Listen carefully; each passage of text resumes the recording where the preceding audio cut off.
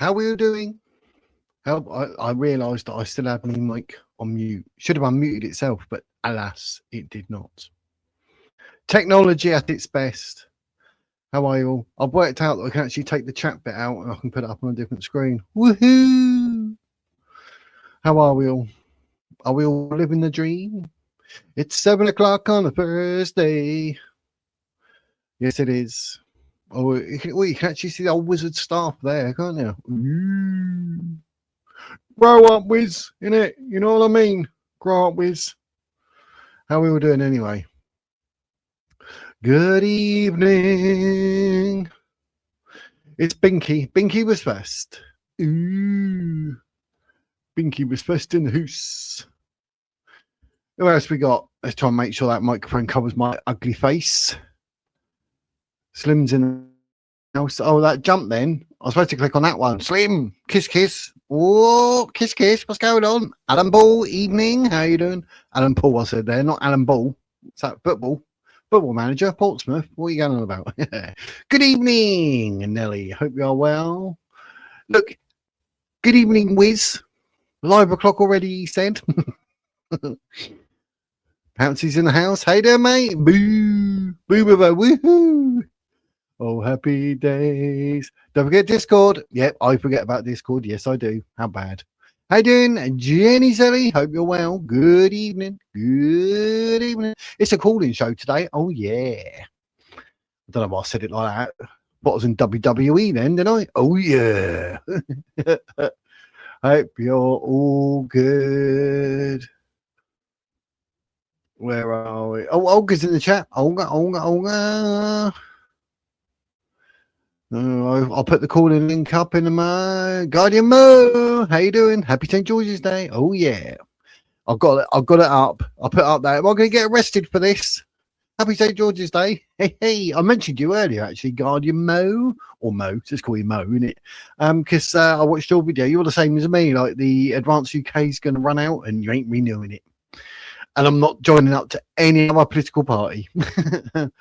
No, once bitten, twice shy. You know, took me 49 years, and then like I say, I was really, do you know, as much as like their politics was just going in one ear out the other, because like Advance UK just weren't having the didn't have the traction or the publicity for some reason. I don't know. It annoyed me, but the fact that when I bought the merchandise, they sent me a broken cup, and then they just didn't give two flipping hoots about it.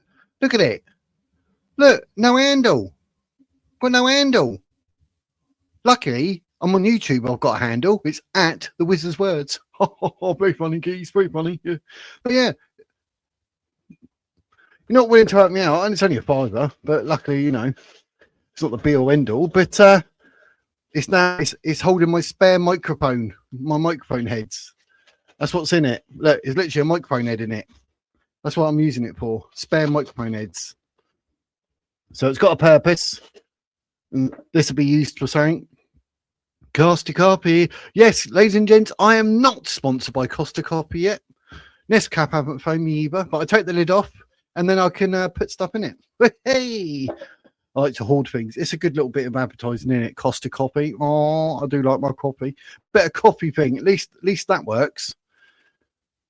But yeah. But happy St. George's Day anyway. Hope you're well, Guardian, mate. This is a call-in show, mate. So if you want to call in, you can call in. Anything you want to say, you can say it. It's not a problem. I watched GB News, Michelle Dewberry. I'll tell you what, Michelle Dewberry, right? Here, I'll let you into something. I'll bring it up, right? I'm going to bring it up on screen to prove it, right? You couldn't make this up, right? I'm on X. Yes, I am. Let me find it. I'm on X.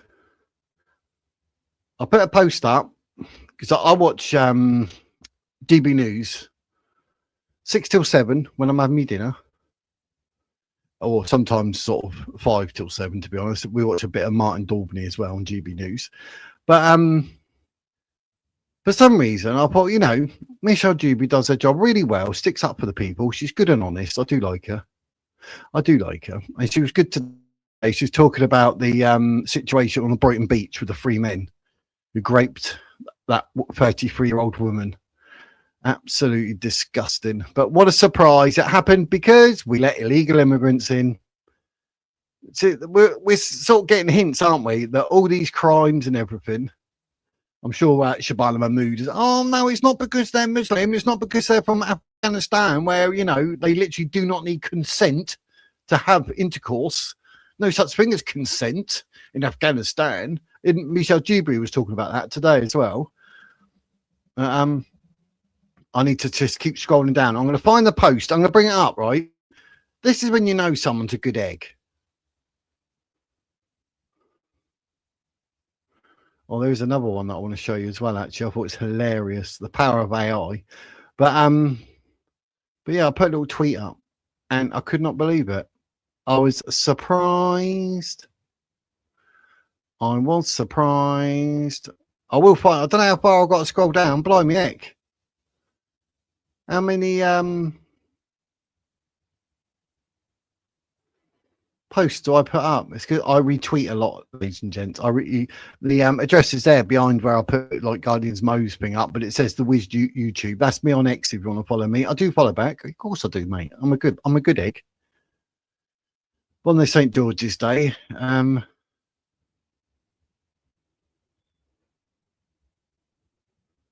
Well, I didn't think it was that long ago. Where am I going? I might have missed it. I want to find it, so I want to put it up as proof. You know what I mean?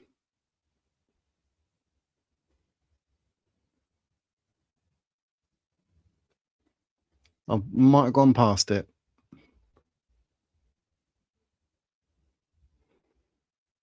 Must have gone past it 3 days ago.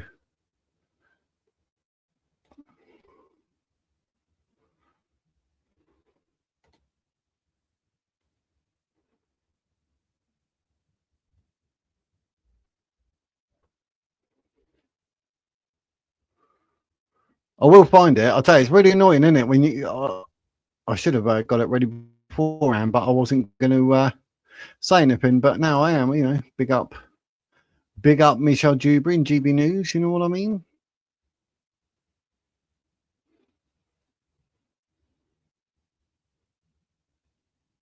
If I can find it, it would blooming out, wouldn't it? Eh? It was only like a little bit of text. That's all I wrote. You know what I mean?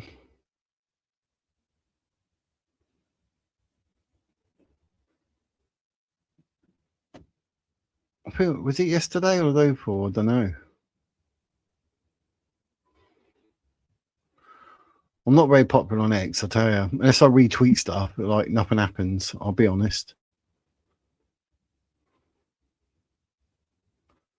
No, it's gone back too far.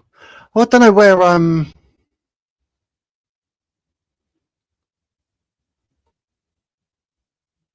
I would have done it. Yeah, it's X post Friday tomorrow. I've got some X posts to go through with you guys. I tell you, some was shocking. Some of the people are so deluded on this planet. But if I could find the actual post, it's a bit annoying. I can't find it, innit? I was trying to big up Michelle Dewberry and GB News here, and now I can't find it. And I know I posted it.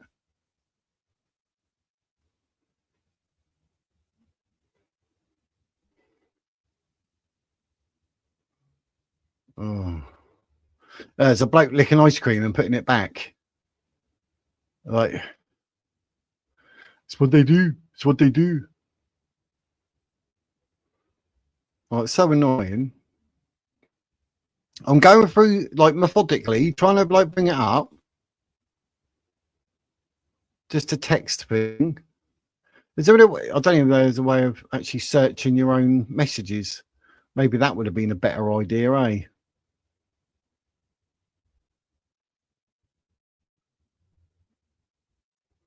Oh well, so maybe I'll have to give up, but I'll have to find it. But it's my little claim to fame. It was, and now I can't find it.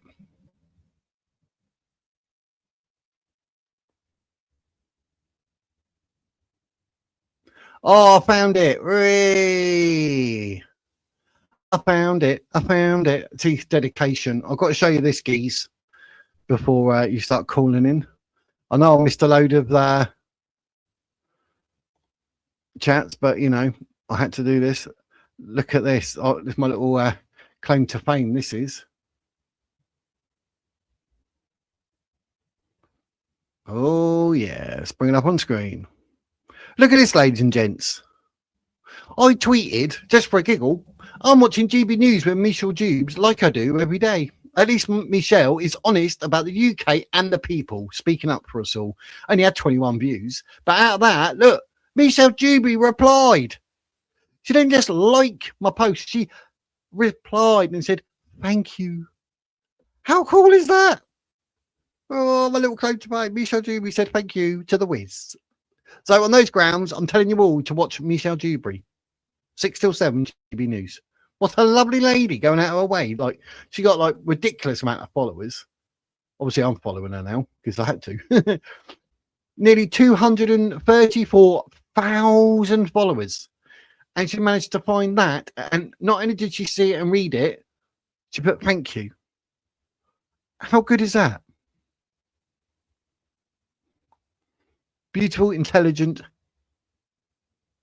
and what else can I say? Just to go out of her way and actually, I just thought it was amazing. Little things be his little mind, but it's those little touches in life that just think, do you know what? That's marvelous. That is. So yeah, a big shout out and a thank you to Michelle Jubie to actually going out of her way and replying. Crazy, isn't it? Absolutely crazy. But anyway, well, it's our old whiz. Yep, definitely old. I'm 376, mate. So how you doing, Dizzy? Dizzy. What's up, peeps? Yeah, oh, I can see that one now. I'm like, yeah. I felt famous when she replied. I was like, wait, I said to my missus, look, she actually replied. Didn't just like it, you know, flash in the pan, like anyone can do that. No, she actually, oh, couldn't believe it. Couldn't believe it. So she actually replied, yeah, I felt honoured for the day. I thought, oh my God, I survived a heart attack for that moment in life. So yeah, big ups to Michelle Jubie. What's up, peeps? Ragnar's in the house. How you doing, Ragnar? I need to fly through it. I got behind now trying to find that, didn't I? But I've got the call-in thing going up. So you obviously you can call in. Talk about whatever you wish. Anything that's on your mind, anything in the news, anything political, whatever it may be. My headphones are ready, so I can hear you. That'll always be good. I'm just flying through the... Seeing what's here, what's up, what needs to be clicked on and what doesn't.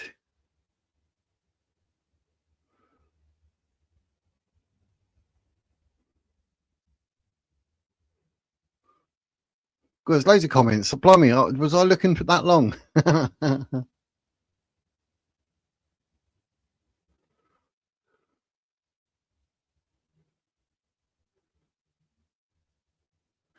Yeah, oh yeah, that's Michelle Jubie said that before I come upstairs saying that apparently there was no sexual assault in Epsom. There's no sexual offence of any shape or form, no evidence, or actually not. So mate, are they looking at said person that sort of made a false claim or something? I don't know.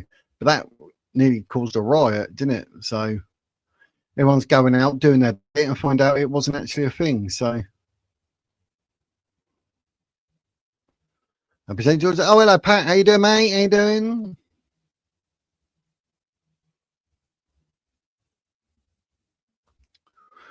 But yeah, it's oh, Jake's in the house. How you doing, Jake? I'm flying through. I got behind looking for me blooming tweet, didn't I? I was so excited by it.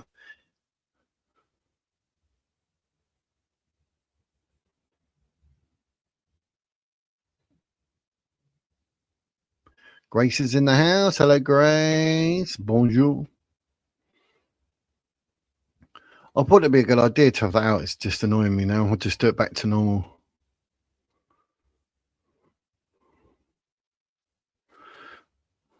I can take the chat out and put it on a different screen, but it's still there anyway, so I might just go through it anyway.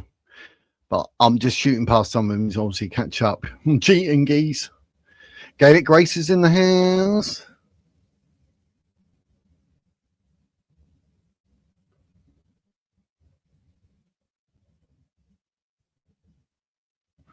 Frikadellins, she's a bit of a crumpet too. Oh, Misha Dubry, yep. I know, famous skis.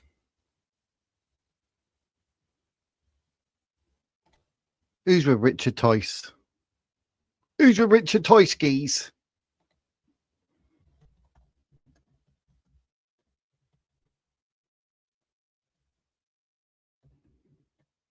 Who's with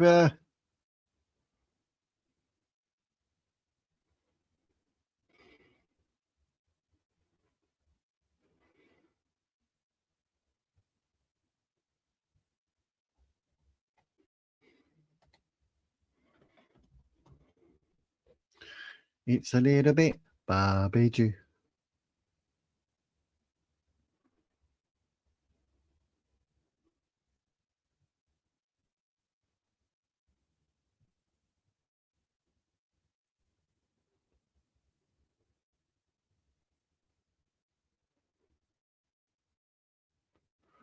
Do, do, do. She's married. Oh, she's married to Simon Jordan, the ex-Crystal Palace FC owner. Well, never knew that. Well, there you go.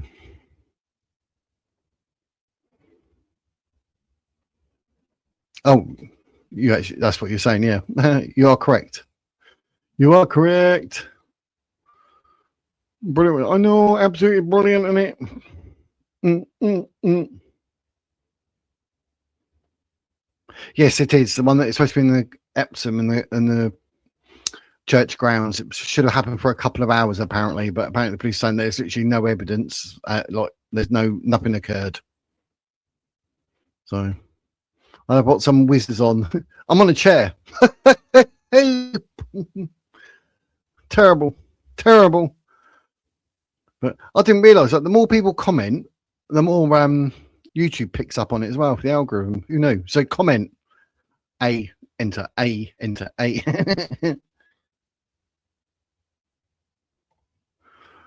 That's always a possibility.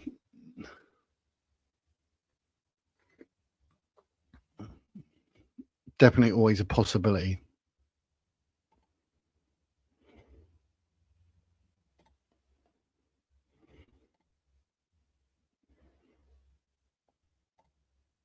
That sketch, which one? There's loads. Well, me, that's a painting. That's me. I painted that. That's not straight. That's bugging. Hang on.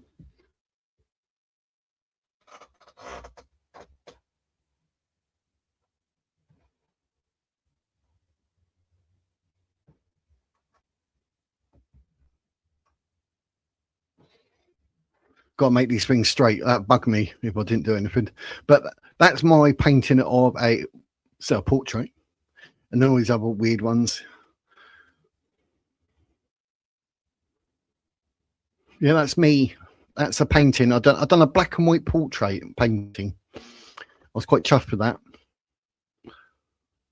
So, yes. I need to get my hair cut. Look, it's growing again already. It's terrible.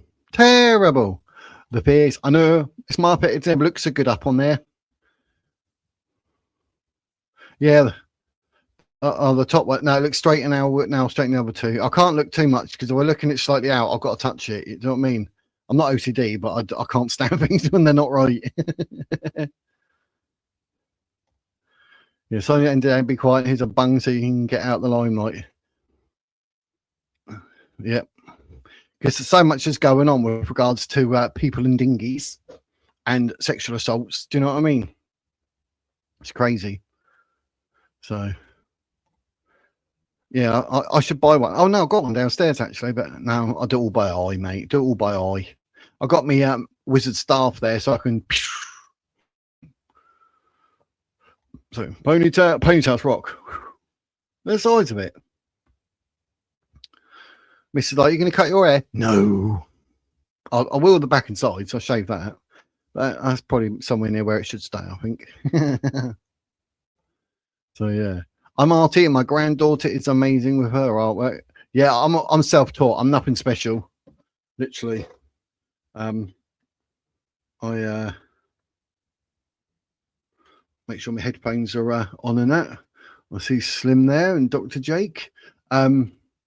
Yeah, I'm nothing special. Like self-taught and that. I don't do it for whatever. If people like it and they're like, oh yeah, like I think Phil bought a painting.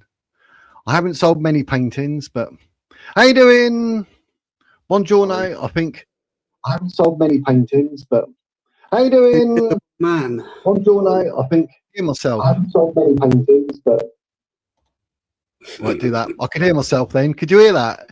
My echo. yeah, I'm a bit, I'm a bit tired today, to be honest. Helen wore me out yesterday. Yeah, that was good though, wasn't it? That was good. It was a really good chat, but yeah, my God, I've been tired since then. Takes it out of me. Yeah, I'm all right. I'm feeling good. I do feel a bit in the eyes, but I've been messing around all day, and I put a video up on the Wizard's World, a UFO thing, talking about the Pentagon. Bit of a cover up going on. They're supposed to release information, and There's now 11 scientists now missing or dead. Yeah, I've got a link for that as well. I might have to talk about that. Friday at 4, I'm going to be on the Wizard's World talking about David Wilcox, and that'll probably sort of stem on, and then I'll talk about something after that, which probably be what you just said. I've got the scientist stuff that there, so I might lead on to that. So, but that's strange that he said I will not unalive myself, and then that happens. So, but obviously we'll talk about that. I'm just saying it's just interesting, don't you think? It is interesting, and I think that the general sort of consensus is that it's a defense company who don't want them to progress with that technology because it will affect their profits. But I couldn't say whether that's true or not. Yeah, I just did the latest, anti-gravity. Yes, and all of that kind of exotic propulsion stuff, yes. But I wondered if we could perhaps start with an entirely different matter today, which was just something I was watching when I was having my tea earlier, so I thought I would mention it. And it was, I was watching Russell Brand on Dan Wootton's show, and the apology that he was giving for having slept with a 16-year-old. And they had quite an interesting debate about it, especially Emma Dunwell, who was on there, who I think is a very, very good up-and-coming young journalist, does a lot of good work at protests. And she was making the point that, well, technically it is legal. So the issue is really, is it something that he should be apologising for? Is it immoral? Or, you know, where do people stand on this? Because the way that I saw it was somebody who I'm not going to mention, whose name is in the comments and who is from Scotland and who does eat all the time and is called Slim, but I won't mention his name. He mentioned in the comment, isn't that what being famous is all about? And I thought, well, that's quite funny, firstly, but actually, having also studied a lot of rock music over the years, I've read a lot of biographies, and he's exactly right. If you read anything like about Led Zeppelin, Jimmy Page had a 14-year-old girlfriend, and everyone knew about it. Her name was Laurie Maddox. It's common knowledge. The Rolling Stones would literally stand and look at the queue, and they would say to their security men, I want that one, and that one. And then they would take them off up to their room, and that was seen as acceptable. I'm sure the Beatles were at it all the time. And these were people that would have been 14, 15. Yep. We don't see those people getting hauled in front of the courts. We don't hear them getting referred to as paedophiles.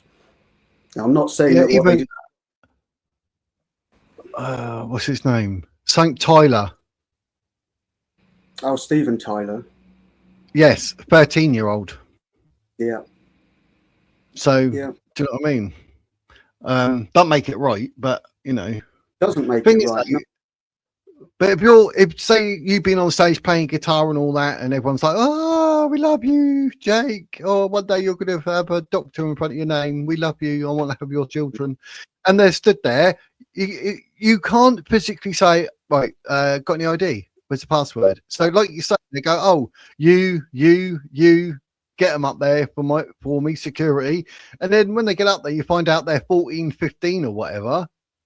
Yeah. Then what? Do you know what I mean? So I'm not difficult. excusing it, but No, not at all. That's why I thought I would mention it, because it's a really interesting topic that I thought they were discussing, and I thought they did it quite respectfully. And we mustn't forget as well that all it takes is a bit of slap, and someone who's 14 can look like they're 21, and it's very, very difficult to get the difference. And without having their ID, how are you going to know that? It's very, very difficult. Yeah, exactly. And without having their ID, how are you... Oh, it's a what was really that feedback?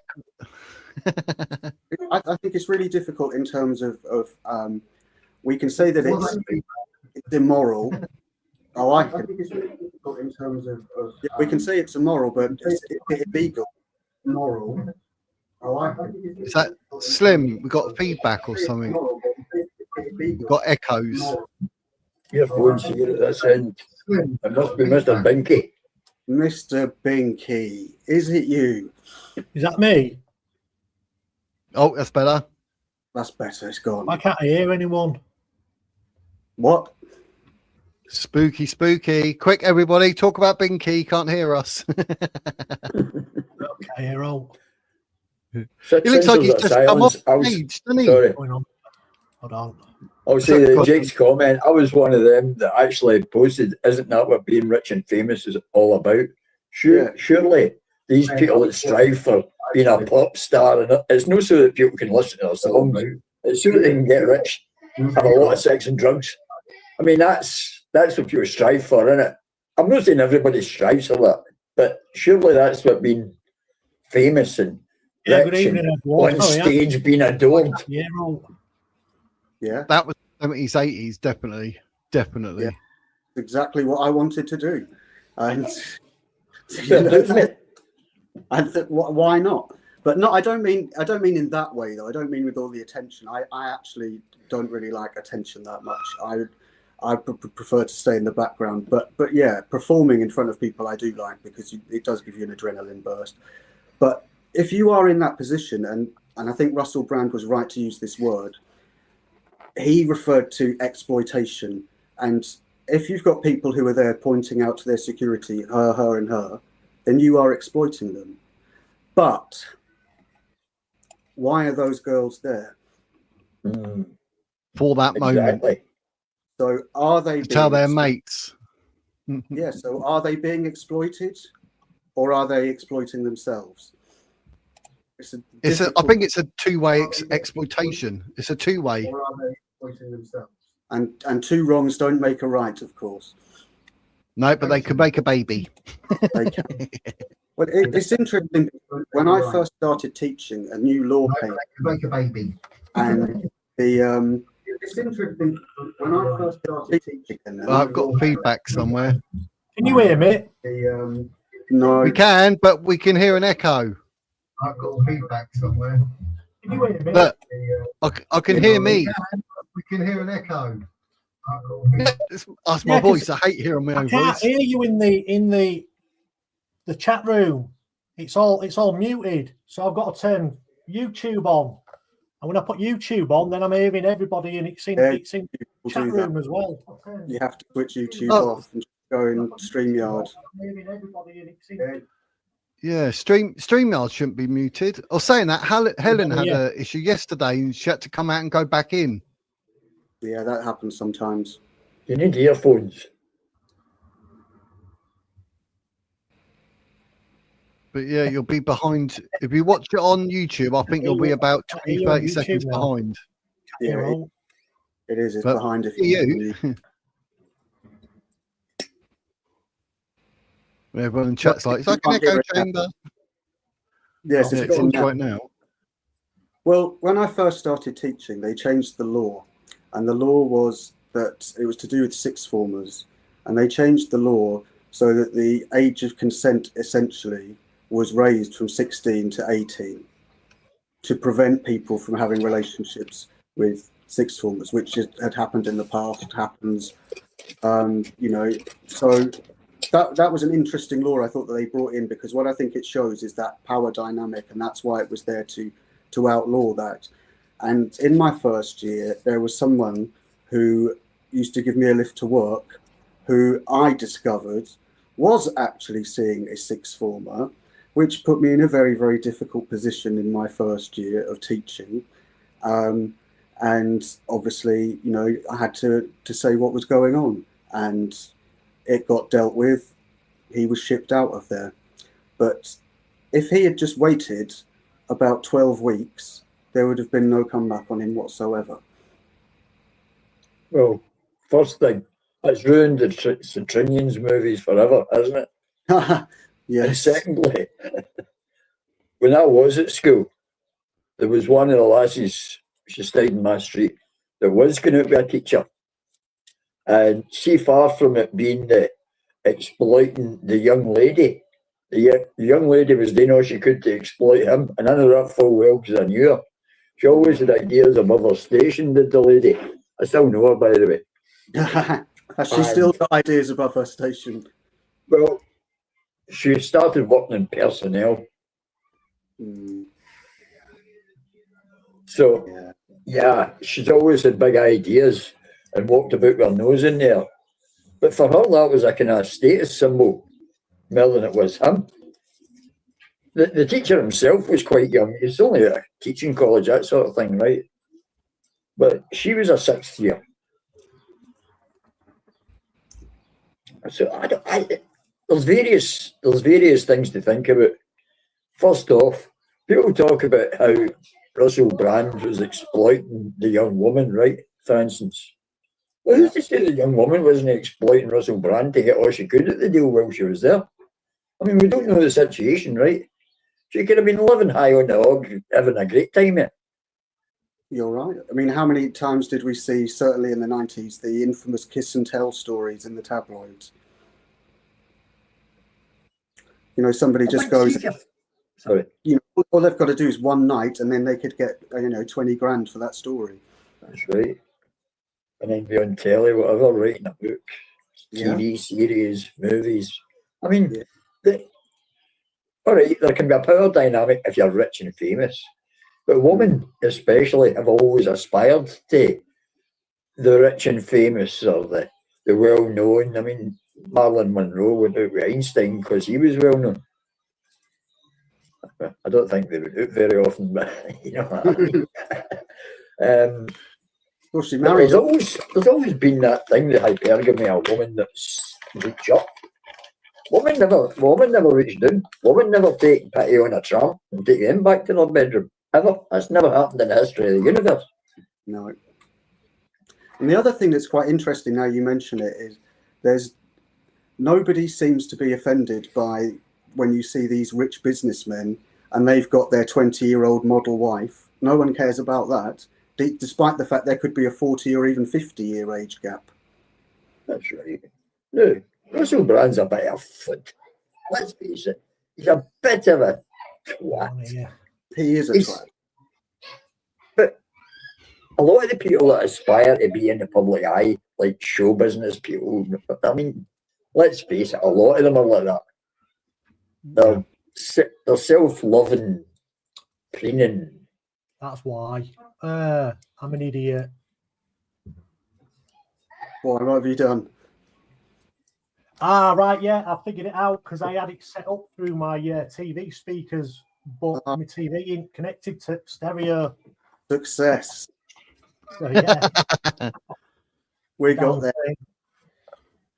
That got me worried a bit then. Yeah. I bet.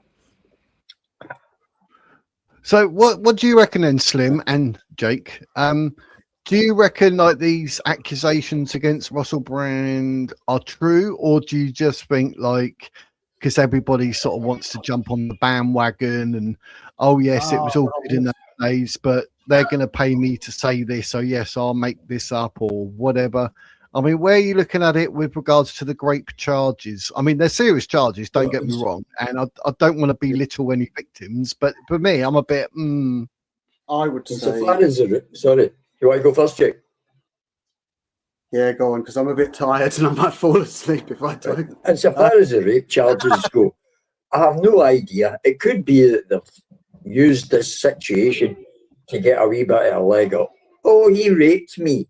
Or maybe their daddies got upset about it, or their peer groups got upset about it in some way, and then the opinions changed. Because you change your mind after the fact and accuse somebody of rape. That's a recent development.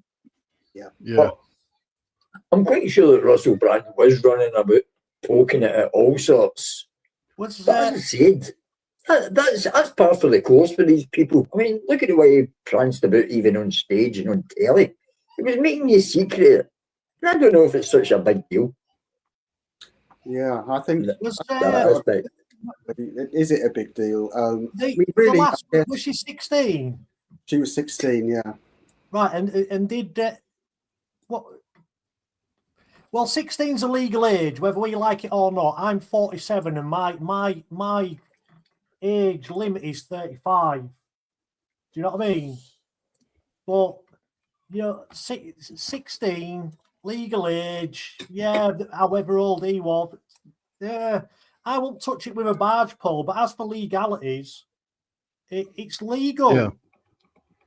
Unless we're going to say that kids at 16 are still kids and not adults, then we've got to change the entire system, because 16 you leave home, you can pay tax and national insurance and all that. You're more or less regarded as an adult. So do we change that all to 18? Because then that's going to wipe the billions off the economy as well.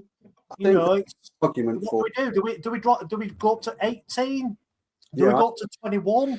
We go up to 25 when it's scientifically proven that's when your brain is more or less fully developed at 25. See, I would push back against that, because by the time you're 25, your actual fertility rates are already starting to drop. So I would say that probably an ideal age is about 18.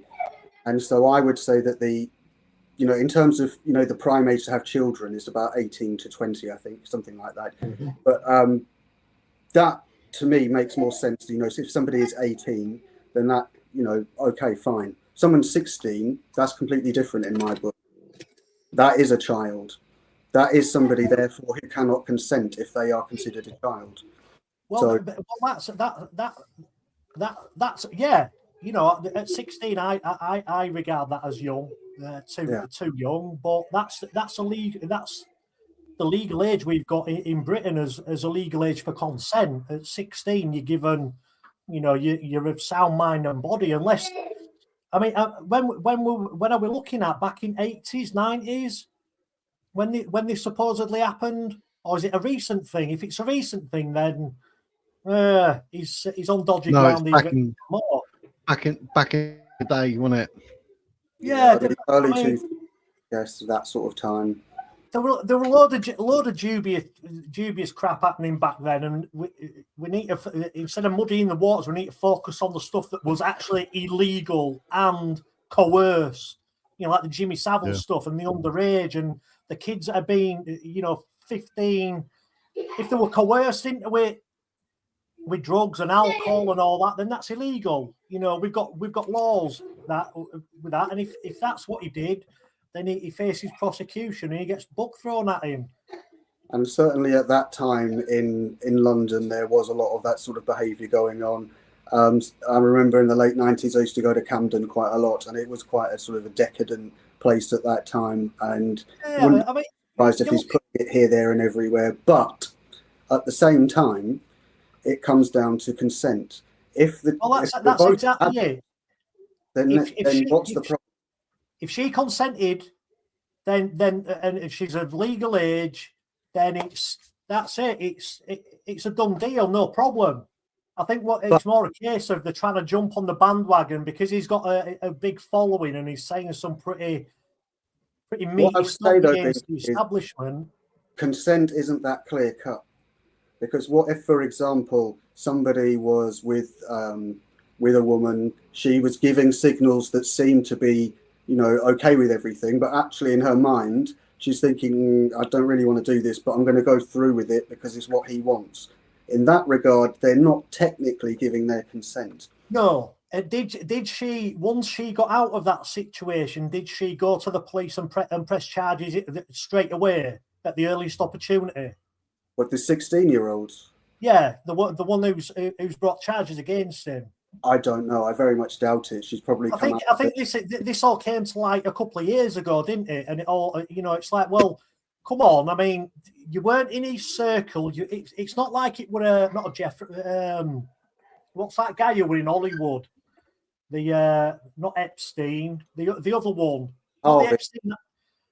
Harvey Weinstein. Harvey Weinstein. It wasn't one of them kind of scenarios where you were trapped in that circle of power and abuse. It would have probably a case of, she's gone to a concert or whatever, met up and got in with groupies, got some backstage passes and what have you.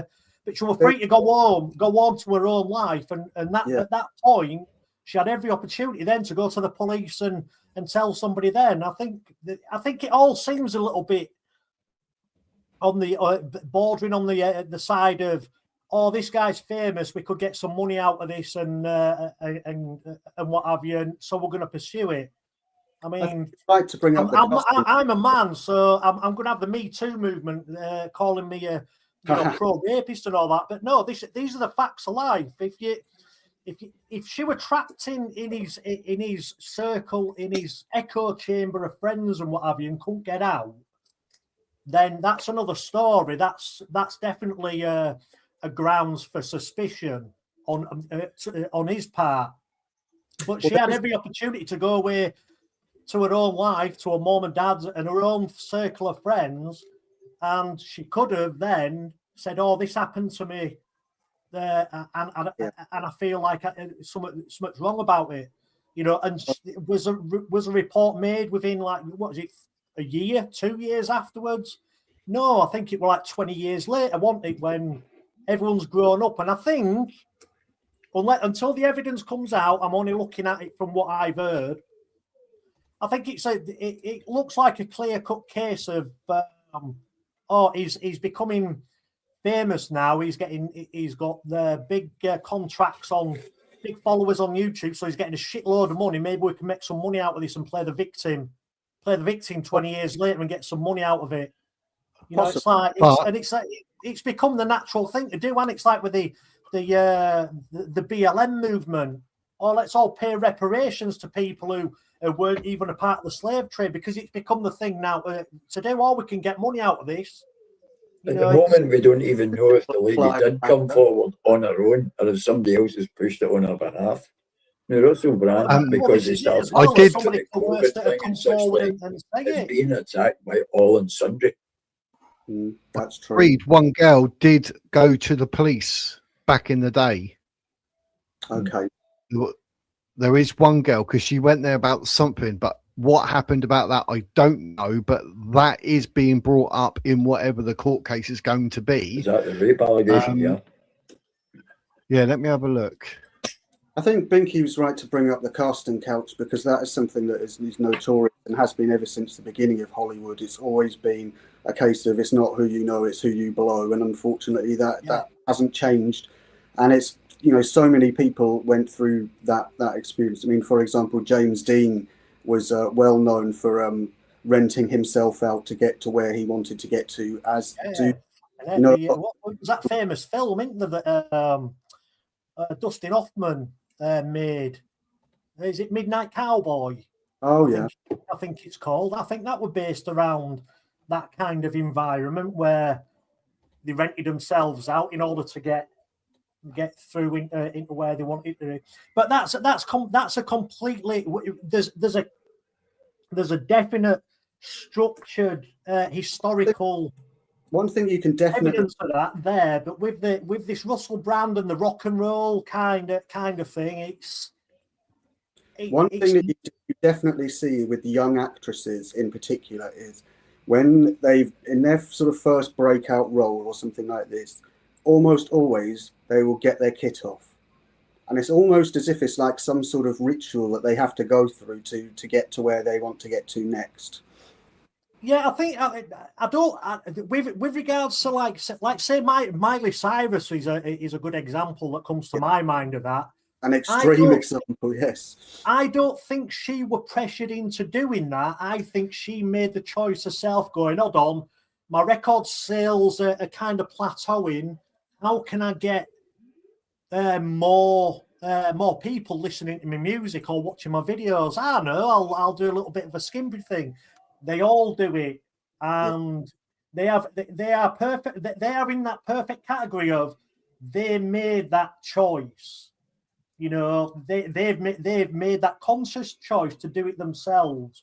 I don't think there's that kind of coercion as much as there used to be in the music industry to do that.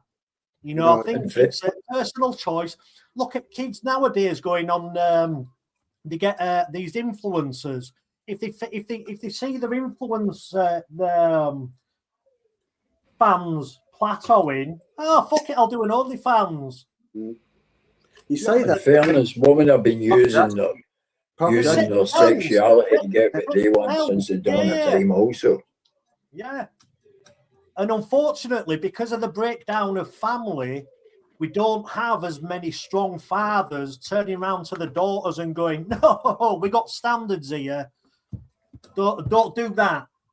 You can do all this, go become a musician, do all that. Look at, what's her name? Was it Lily Allen? Ugh. I mean, she's a bit of a weird one with her, but I've never seen her go and choose to do scantily clad, blooming, crap. I might be wrong, but from what I've heard of her stuff and seen of her stuff in past, she seems to be like that. Even though her family life was a bit messed up, if I recall right. Yeah. Well, it's all down to basically going back to the family circuit, isn't it? We're getting back to that. If you're brought up with a certain type of morals and principles and you're guided by the right kind of voices in your life, before you get to the age where you become an adult, then you're less likely to end up in a situation where, like Russell Brand or the Harvey Weinstein crap, you're less likely. I'm not saying it's not going to happen, but you're less likely and you're more capable of fighting against it and getting yourself out of that situation before it gets too nasty. I think Lily Allen is a different case. I think she's just a spoiled rich girl who went to a very exclusive public school and who seems to just think that she can just do whatever she likes. She can get pregnant as much as she likes, and she can just have an abortion, and it's fine. Oh yeah, that's a bad side of her, isn't it? Yeah, all right, I'll take that back. Lily Allen's not a good example then, but she's a good example in the way that she hasn't gone about this all OnlyFans and had to go out and sell her music by showing her tits every now and again. What I would say this article here is it wouldn't be the first time that London had a rapist for a mayor. They've currently got one. Well, he's not a rapist, is he, Sadiq Khan? He's the head of Muslim. He's a mafia leader for the mass rape of Britain, isn't he? Yeah, I mean, for him to sit there and say, "Oh, as far as I know, there's no grooming gangs in London." Oh, come on, that's 101 guilty as fuck. He knows what's going on. Yeah, fucking hell. You don't need to be a conspiracy nut to figure that one out. I think though with people like Brand, and the reason I just thought of this is because of what Pouncey put in his comment about Rammstein having orgies afterwards. I think when you get to a position where you're really, really famous and you can have all of the women you like and do all of the drugs that you like, you must get to a point where that gets boring and you have to take it up to the next level and then the next level and then the next until you're just a depraved being that, Not necessarily. Well, because if that were the case, then you'd have people coming out of the closet saying, you'd have 14, 13, 12-year-olds who have now grown up coming out and saying, oh, yeah, when I was 12, Russell Brand did this to me. But you don't have that, do you? I don't think there's any of that going on. I think it's a case of, the rock and roll lifestyle, let's snort some coke off a young girl's naked body and stuff. We're all legal adults here. We're all having a good time. Let's rock and roll. Yeah, And I let's think talk champagne. that is the case. And that, unfortunately, because there's drugs and alcohol involved, then, yeah. But they were all of legal age, and it's to be determined by the courts and the evidence as to whether or not it was rape or consensual. And I personally don't think that you can establish that in a historic case because there's no physical evidence. It's just one person's word against the other. And I think that it's a very good argument for saying that there are people here who are just doing it because they want to make a bit of money or they want a bit of revenge on brand because maybe they regret what they did. But I also think that we can't rule out the fact that with drugs and alcohol being involved, did that inhibit people's did that loosen people's social inhibitions and, Wait a minute. Are we talking about the same case where I think there were 3 women involved, and it turns out that 2 of them, even after this so-called sexual misconduct on Russell Brand's part, they were all partying with him and seemed to be in his invited. They were inviting him to their parties and stuff for months afterwards. Is this the same thing we're talking about here? Because it turns out that a couple of them women were put up by they were coerced by somebody else, some reporter or somewhere, to come forward and testify against him and make the to set him up like that. Yeah, I think that's. I might be talking about a different case. I'm not. No, you're right. It's perfectly plausible in this instance. Yeah, because I've watched the Russell Brand's interview where he basically came out. He said, "I was promiscuous back then. We were all doing drugs, drinking drugs, rock and roll, and all that stuff." As far as he was aware, it was all legal, and he in this interview said that as far as he was aware, he wasn't aware of any illegality with regards to the age of the people who were involved. But think about it, right? If you were Russell Brand, do you really think during that era he would have to force a woman to do something with him? He wouldn't. No. Because he was the sex pin-up. I mean, back then, all the women at the BBC and all that, they were all flirting with him, and they were all over. They were wetting themselves to get in the same room as him. Do you know what I mean? Me too. I think he looked like a walking because he came out as a born again Christian and started speaking truth to power and stuff. This is when all the crap started being thrown at him. Because in honesty, he came out as a born again Christian after these allegations were laid at him. It seems to be that he turned after that fact and not before it. And that's one of the accusations that's been made against Brand, that he's actually taken on the Christian label to avoid these accusations. Yeah. All right, but yeah, that might be the case. But before he came out as a Christian, he was becoming notorious for speaking out about the halls of power and truth to power, and he were going on this trip of calling out certain members of the aristocracy and powerful people and stuff. Exactly, Jenny. That's exactly what he was. He was a flirty, filthy, immature young man who had the opportunity to put it about here, there, and everywhere with a load of coked up London posh girls. And he thought his whole life was complete. And he wouldn't have had to have forced anyone. No. And his relationship at home with his dad and that wasn't good. So he was probably craving love and attention as well. So that all sort of comes into the mix. I'm sure I saw him say somewhere once that he was a bit fat when he was a kid. And so that might have played into it as well, that he was suddenly then seen as being attractive. So that doesn't mean that he didn't do anything wrong, though. There's still a possibility that he might have done it just because it was available. But he's admitted wrongdoing in his book.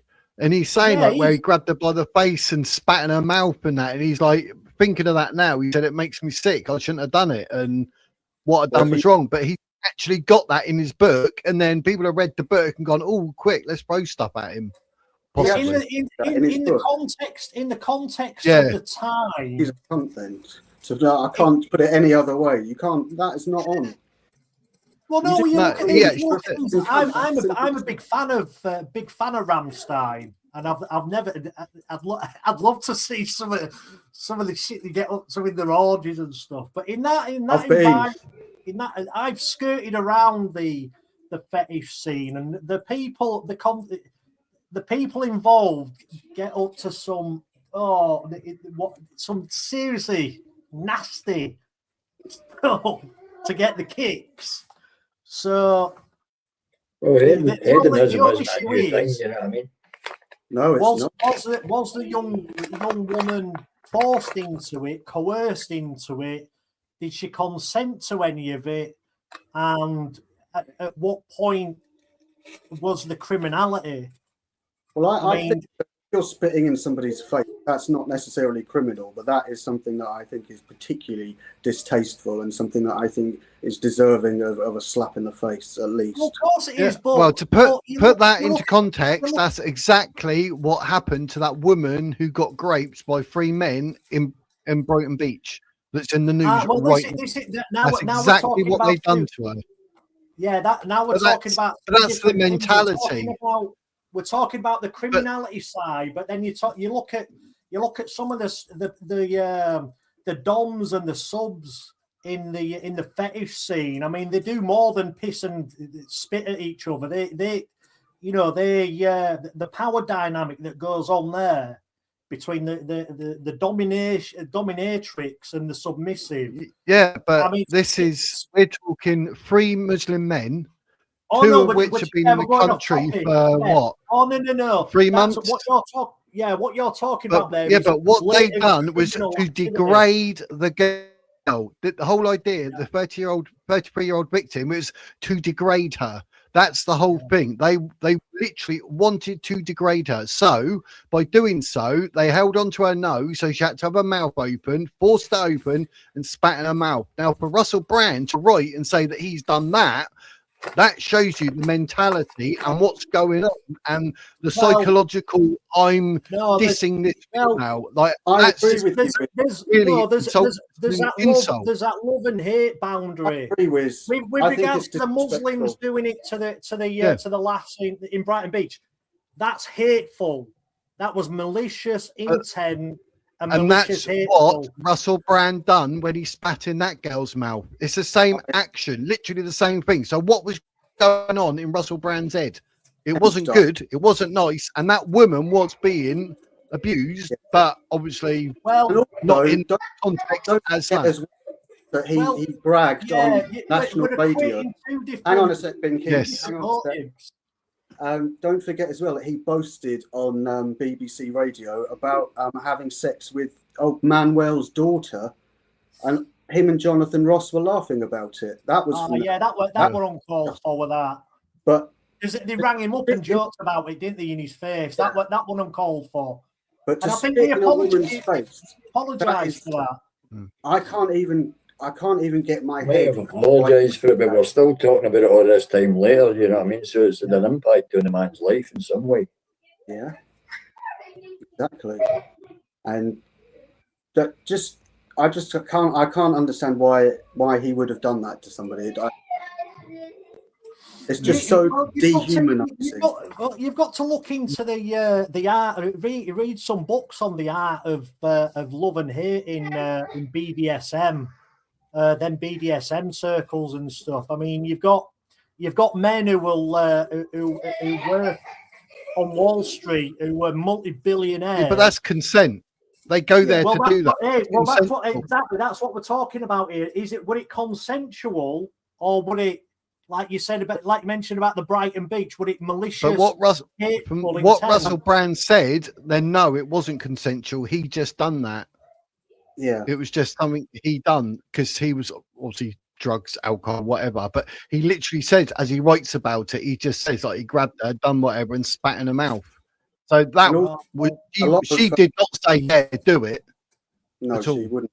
No, and also a lot of sexual assault or rape isn't actually about the sexual aspect. It's about the power dynamic. Yeah, it's the Control, degradation of, Control, revenge. You know, a lot of ex-partners do it for revenge, things like that. It's often that power feeling. If that's the case, then we go back to where we were a few minutes ago. Why didn't, if what he did was malicious and she didn't consent to it, why did she not go and press charges at the time and mention it at the time? Why has it come out 20, 30 years later? It's not criminal to What would spit. Yeah, well, what it would the is. offense be? It is. It's assault. Well, spitting at someone is assault. Yeah, on them. Sorry, you're right. I don't think it would be considered an assault in a bedroom, but yeah, in the street, absolutely, you're right. Yeah, you can strangle. You can have sex with someone, grab them around the throat, and say you're strangling them. Because if you remember, there was that massive fad where women were getting killed because men were strangling during sex, and they're like going to court, and they're like, "Yeah, but we were having sex and it was consensual, and she wanted me to strangle her." And autoerotic asphyxiation. Where did that idea come from? Was that something? Want me, mate? Want me? No, not you. I know, but where did that trend come from? It came from online pornography. It's completely warped the minds of I think a lot of adults and particularly young people. I mean, I'm appalled at the fact that young kids with a smartphone can watch that fucking filth anytime, day or night. If I had children, I would be appalled by it. And you know, this is where we get back to good parenting. First appeared in a movie. You need to tell the parents, look, you need to be better parents. If you don't be better parents, then your kids are going to end up subject to this shit. Oh, but both of my sisters rural with an iron. This would get away with any of that shit. No way. But what I've actually seen, you know, my ex, she had a younger sister. She got in trouble at school because she'd been accessing porn whilst at school. There was a kid that I taught in the private school I worked in for a year. He was there because he'd sent nude pictures of his girlfriend to his friends, and he was on the sex offenders register, age 15. Yeah, because that's what we call that. That's it's distribution of child pornography. There's a specific I'll tell you a story. Revenge porn, they call it. There's a woman called a plumber around to come fix the sink that she deliberately broke because she thought if he come round, they'd have sex because she was addicted to porn, and she actually got arrested for trying to rape the plumber. That's how much your brain. I didn't think women actually could get convicted for rape. Yep. Yeah. That's a bit. Can't fix this, mate. You can't force a woman as much as you force a man, because even a man, like in court, one of them was saying, like, I didn't want to do it, but he couldn't help himself in getting into the aroused state, should we say? But he didn't want it. But it enabled her to then do whatever. I don't know. That sounds a bit. There was a case in America not so long back where a woman, I think some bloke tried breaking into her house, so she beat him senseless, took him down into the basement, and held him for a good few weeks while she did unspeakable sexual things to him. I know, I shouldn't laugh. No. If it was the other way around, it'd be. The grape is both ways. It is, a man can be arrested as much as a woman can be arrested. Yeah. So. Yeah, but what I mean is, I don't think a woman can't technically rape, though. Well, I suppose they could if they did a penetrative act, for example. That would be a rape, and they could get convicted for that. But in terms of the way that we would normally describe it, then I think it would be more difficult for a woman to get convicted for it. And of course, if it's in Islam, it's never going to happen, because those women don't know anything about sex at all. All they know about is just getting abused and raped, because they're not taught about it in their book of lies. Yeah. But see, in Afghanistan, like that lad said in court, like there's no such thing as consent when it comes to have sex in Afghanistan. So what? Right, so That's what he in a actually lot of said. their culture, isn't it? Yeah. Yeah. So that you don't need consent, whereas here it's all about consent. I mean, this is 2026. We're getting to the point now. If you actually leaned over for your first ever kiss, she'd be like, "You didn't ask. That is rape." Do you know what I mean? So That's how stupid this world's getting. Well, Yeah. this is why What? we need to That get is in back a fact the little bit case that more in of this day and age. more of like I mean, I had an You what, Slim? instance. That I is had in fact go on. It is in fact the case that in this day and age now words are taken as sexual assault and in fact violence. So the actual point at which a criminal offence takes place can slip further and further into verbal communication rather than any physical activity whatsoever. Well, Slim, But I'm you're glad- talking to me then, Slim. You used the word violence. I want you arrested for GBH. You said the word Oh, there you violence go. to me. I think That's that was GBH, mate. that was a very good comment you made there, Slim, about language, which links rather nicely to my latest Substack article that I uploaded this morning, which is about language use and how people exaggerate language to get people into trouble effectively. Have a look. I've already given the address. I'm not going to bother putting it up again. I'm sure enough people have seen it who wanted to get it. Well, it is in fact the case that people add intent to your words. The words themselves are less and less important than their perceived intent on their usage. Yeah. Someone far left, for instance, and that's just about everybody in this day and age, by the looks of it, would perceive that anything you say that they wish to take as a slight is in fact abusive and insulting. And their lived experience dictates that they should be phoning the police on you. That's a victim mentality, is that? Yeah, that's a very left-wing mentality, though, isn't it? Anything you Quality say, I am about- itching. I am itching to become a victim. So anything you say the slightest thing that I don't like, and I'm going to play the victim card because that's all I've got to offer the world. But that's actually a learned behaviour. It comes from the group, peer pressure, saying, I am this. And if you take it for their political ideology, they've taken it on as a method to enforce their power over you whilst claiming to be the victim. Yeah. They are the oppressed, but they're actually oppressing you. Mm-hmm. You're right. So it's a dichotomy. And they can claim to be oppressed while being an oppressor. Absolutely. I think we have reached the stage in society now where it's the classic case of the snake eating its own tail, and until we find a way to pull that snake's mouth from its tail, snap. It's just going to keep on eating itself. Yeah, very ancient symbol that the Ouroboros. Ouroboros, yeah.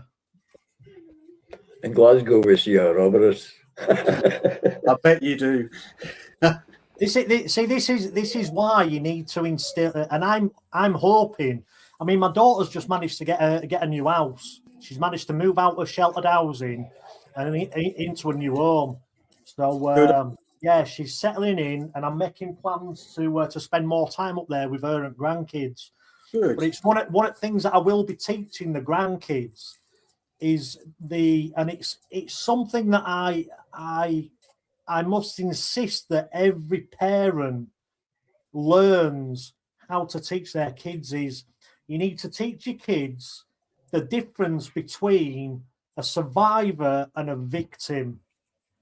Because a victim goes through life blaming everybody else and relying on everybody else in order to get through life, whereas a survivor learns how to overcome whatever difficulty it is they've gone through and stand on their own 2 feet. And a lot of today's kids are being taught you're a victim. You're a victim. You're a victim of white supremacy. You're a victim of men. You're a victim of the British. The British. I mean, flipping it. We're facing this as an existential threat as an entire nation, aren't we? We're not allowed to be white. We're not allowed to be proud to be white because that's suddenly white supremacist. It's like, well, no. I'm Well, not going to play that victim. I'm not going to be, oh, I'm sorry for being white. I'm sorry for what my ancestors may or may not have done that I had no control over. I'm sorry for the colour of my skin. I'm sorry for the so-called privileged life that I've supposedly had, that you've had to struggle. It's like, nah, we get to fuck that. All those apologies, not once he said sorry for talking over Jake. Yeah, Or anybody else. That's true. Or Slim. Or Slim. I do Pinky. apologise. I find it difficult to gauge the cues on when to interject and when to. It's all right, Pinky. Don't worry about that. Yeah. We understand. And also, I know that you're not used to having these sort of discussions regularly either. So you get very excited. I know that. It's fine. Don't worry about it. It's all good. It's all good. What I would definitely say though is I think that a big problem that comes from my area is that schools stop letting people fail, and that for me is a big problem. I think they should just get rid of all of the exam grades, and you get a distinction, you get a pass, or you get a fail. That's meritocracy. That's all you need to have. And if you fail, you can do it again the next year. Yeah. There's not going to stop anyone having access to it. But if you can't manage to pass it, then you go into a different area and you go and work in that instead. I think it would be a much simpler way of dealing with it. Yeah. But they're not allowed to fail. That's the trouble. But there is a strange situation as well in the universities and colleges. I became aware. My ex-wife was a teacher. I think I mentioned that in the past. No, she worked for the Waldorf Steiner schools. Oh God! Bunch of weirdos. They are. Anyhow. Well, that eurythmics that they do. Yeah. Hence Annie Lennox in the name of her band. Yeah. But see this coursework evaluation that they do, where they can actually, if not technically, fail every single stage along the way and then pass at the end because extra merits. Now, I've witnessed people who were barely capable of reading and writing coming out of that school, right? But in honesty, a lot of them kids who go into these performance arts and such like come for these schools because they're not capable of doing anything else. Yeah, true. Right. Now, I've witnessed that, and I go to meet a couple of famous people through picking her up at the end of it and being stuck next to Robbie Coltrane, sort of thing, right? Yeah. Others, there are several others, in fact, around the Glasgow area. But a lot of these kids are put into them because they really don't fit into the ordinary school environment. So they're stuck into these places. But they're daycare centres for kids. They don't got a proper education in these schools. Mm. Now, see if we're in a situation where, first of all, we're going to give them merits for this, merits for that, merits for the other, and give them qualifications, which, in the case of my wife's own kids, she was married prior to me being married to her. They're studying computer sciences and had failed every single stage of their evaluation coursework. And then they come out with a scrape through mark that they passed. I know. We now live in an environment where, as you said, nobody's allowed to fail. No, so they get locked up at the end, just enough to pass. What really pissed me off about that when I was teaching is, as I mentioned before, I worked in grammar school, so the expectation was very, very different. But where they would let kids fail in everything and then they would let them pass, like you've just mentioned, they would take the marks off the kids that I was teaching.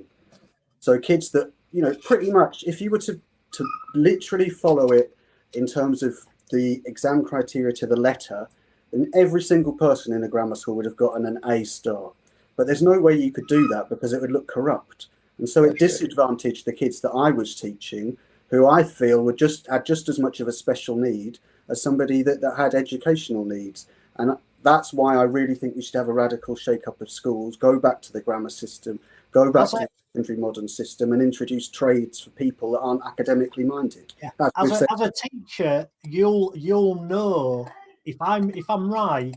There's seven modes of learning, isn't there? That's bullshit. Is it? Sorry, but it's bullshit. There's Right. there's three: visual, kinesthetic, and what the hell is the other one? Kinesthetic is doing things. I can't remember. There's another one. So, I looked into it and it's not true. Right. Because I was going to say that the way the education system is outdated. Yeah. It stems from an era where they wanted to just educate people enough, the working community enough to be able to follow orders and man machines, and that's it. But going back to what you said about these different learning styles, that was very much a big trend that came in probably about 20 years ago, and it was the big thing. I looked into it. There was no evidence for it whatsoever. It was obviously just something that had come into, through HR as a training thing to promote everything. And as far as I'm concerned, right in what you said about because this is the important bit. I would say in all of my years of teaching, there is only one style of learning, and it's this. Either you learn it or you don't learn it. It's as simple as that. And the only way that you learn something is because you want to do it. If you're not interested in it, it doesn't matter what it is you're learning, it's not going to sink in. But I do learn quicker if I'm actually hands-on doing the task that I'm learning to do than if somebody sits there and puts me in a room for 8 hours and says, right, I'm going to tell you, this is how you do stuff. I'm going to write it all on board. That to me, that never sunk in. It was the vocational stuff when I like the woodworking, the hands-on metalworking, and the home economics back when you used to learn how to bake bread and stuff. That's exactly what I mean. So if we were at school together, you're interested in that area, you would go to that area. I would be interested in my books and my music and my arts. I will go this area, and our paths will differ. But both that option is not necessarily as embedded in the education system as it should be. Yeah, it's absolutely not the education system at all, and it should be. Because the money's been taken out of it. It's all been everything we do in society now is all down to ticking that box of how much it's going to cost, and all that's too much. If we give that school a piano class with pianos and keyboards and musical instruments, then that's too much money. We can't afford it. So all the money's everything's been stripped away from the development stage of the human life, from kids to even to up until till college. It's basically all and the money that's being pumped into college and university is from these special interest groups that have got an ulterior motive, that are filling the heads of young adults with shit that ain't going to pay the bills. So that vast 20 years of life, the human species is being underdeveloped, and it is having a massive effect on society. Sorry, look at the victim. I got distracted there. Sorry, I was just reading what Pouncy had put in the comments. Sorry, and it's just interesting the way that he's writing. Sorry, I'm tired, so I get my words mixed up. But he's put in there how he learned to remember things through images, and that's kind of like what you were saying. But I wouldn't say that those are necessarily learning styles. I think that they are learning preferences. That's just how you like to work. It's not necessarily the way that you actually learn. But what I really think is that the standards overall are appalling. The standards of academia have dropped. The standards in trades have dropped because nobody's actually learning the trades. People can't get apprenticeships because it costs employers too much money to take on an apprentice, and it's too much paperwork. And I know that because my stepfather was a joiner until a couple of years ago when he retired. And he wanted to take on apprentices so that people could, take over the business after him. And it was just too expensive. Because I bet the insurance played a big part in that as well. The massive insurance that you'd have to pay out for someone who comes to pay as well that was introduced. So again, we're being economically driven out of the not just the workforce, well, the workforce, but the schooling system as well, the proper education that teaches kids the basic essentials that would allow them to get into adulthood and make the right kind of decisions, or at least better decisions than setting up an OnlyFans or you know, and doing all this blooming TikTok shit. And I think a really important thing that schools could introduce, I know I've said this before, but some people probably haven't heard it, is I think they should introduce a community service that's like national service that they have to do at sixth form, that is a regular thing where they have to go out in the community and either they have to go and help out someone who's elderly and do their shopping, or they have to go and clear up the litter. They need to tidy up the area so that they take pride in where they live and they actually feel like they're part of a community. We used to do that during summer holidays at school. Yeah, but they should bring it back and have them doing it all the time, because one of the things they used to do at Rochester Grammar is once a year, I think they did it, they used to invite in all of they called them the what is it they call them now, the alumni, the former students. And so they'd invite in people that had been there, you know, 50, 60 years before. And it was just really nice to see these, you know, these old ladies come in who probably didn't have anyone else to speak to. And they just really like being part of that continuity. And I just think that sense of community is something that I very much feel, because I see it around me, because I live in a rural area. But if I lived in an urban centre, I just don't see how you can feel any sort of sense of community at all. This is why it's becoming more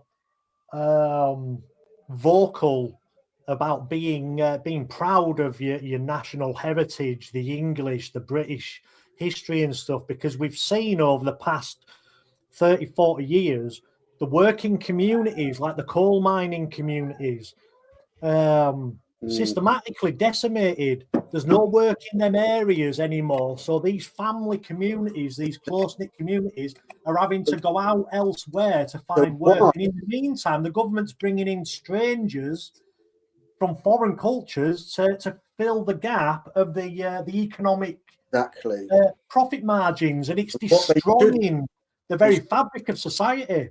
They should invest in those communities that were, in a lot of cases, to save money in the 80s. That's true, especially the coal communities. A lot of them were on their way out anyway.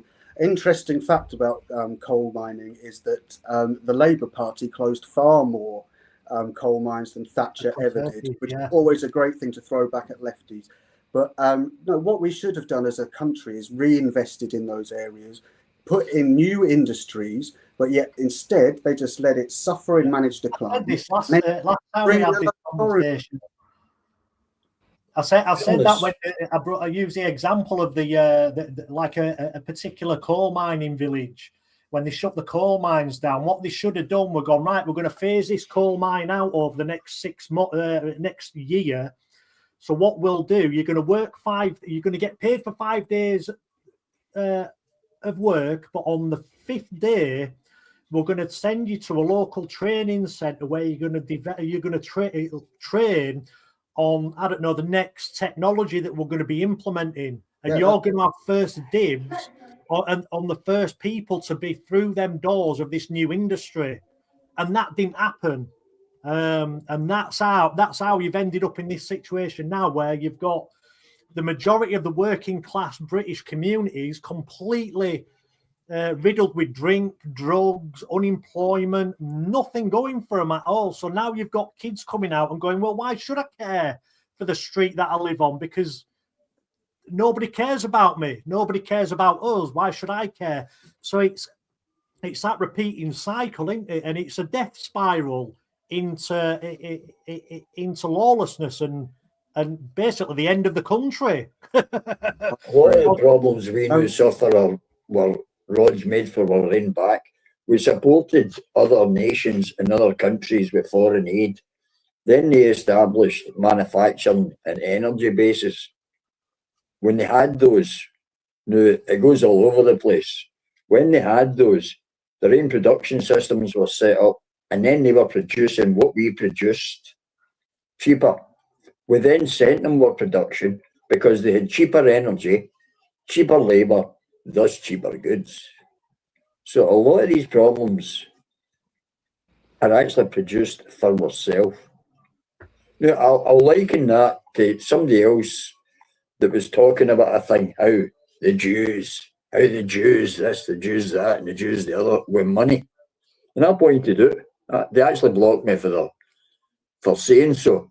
That is a problem that the Christians created for themselves. Because we decided that we weren't going to get involved in usury. And the Jewish community were like, well, you know, we'll do it. Now, that connects to a joke. I'm going to leave you with a joke because I need to deal with a wee man for a while. There was a bishop, right? A Jew. And a Muslim. And the bishop says, oh, look, they're walking past the playground. And the bishop says, oh, look, they're a bunch of kids. Maybe we could rape one of them. And the Muslim says, what? It's like, aye. And the Muslim says, maybe we could get a lot. And the Jew says, how much have they got?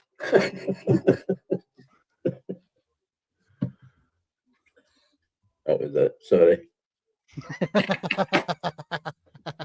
You know, so I'm going to go for a bit. I'm going to deal with the wee man. I shall return. Yeah, no worries, mate. No worries. Evening, all. Hello, Slim. Before you go, I'd remember that jokes are meant to be a wee bit, so. This is how we built civilization, by taking the absolute piss out of each other. And of course, it goes a little bit like back in the 70s and 80s. It went a little bit too far with the racism and stuff. But we managed to get over that. Never. That was true comedy. You're allowed. That is a fact. That was true comedy.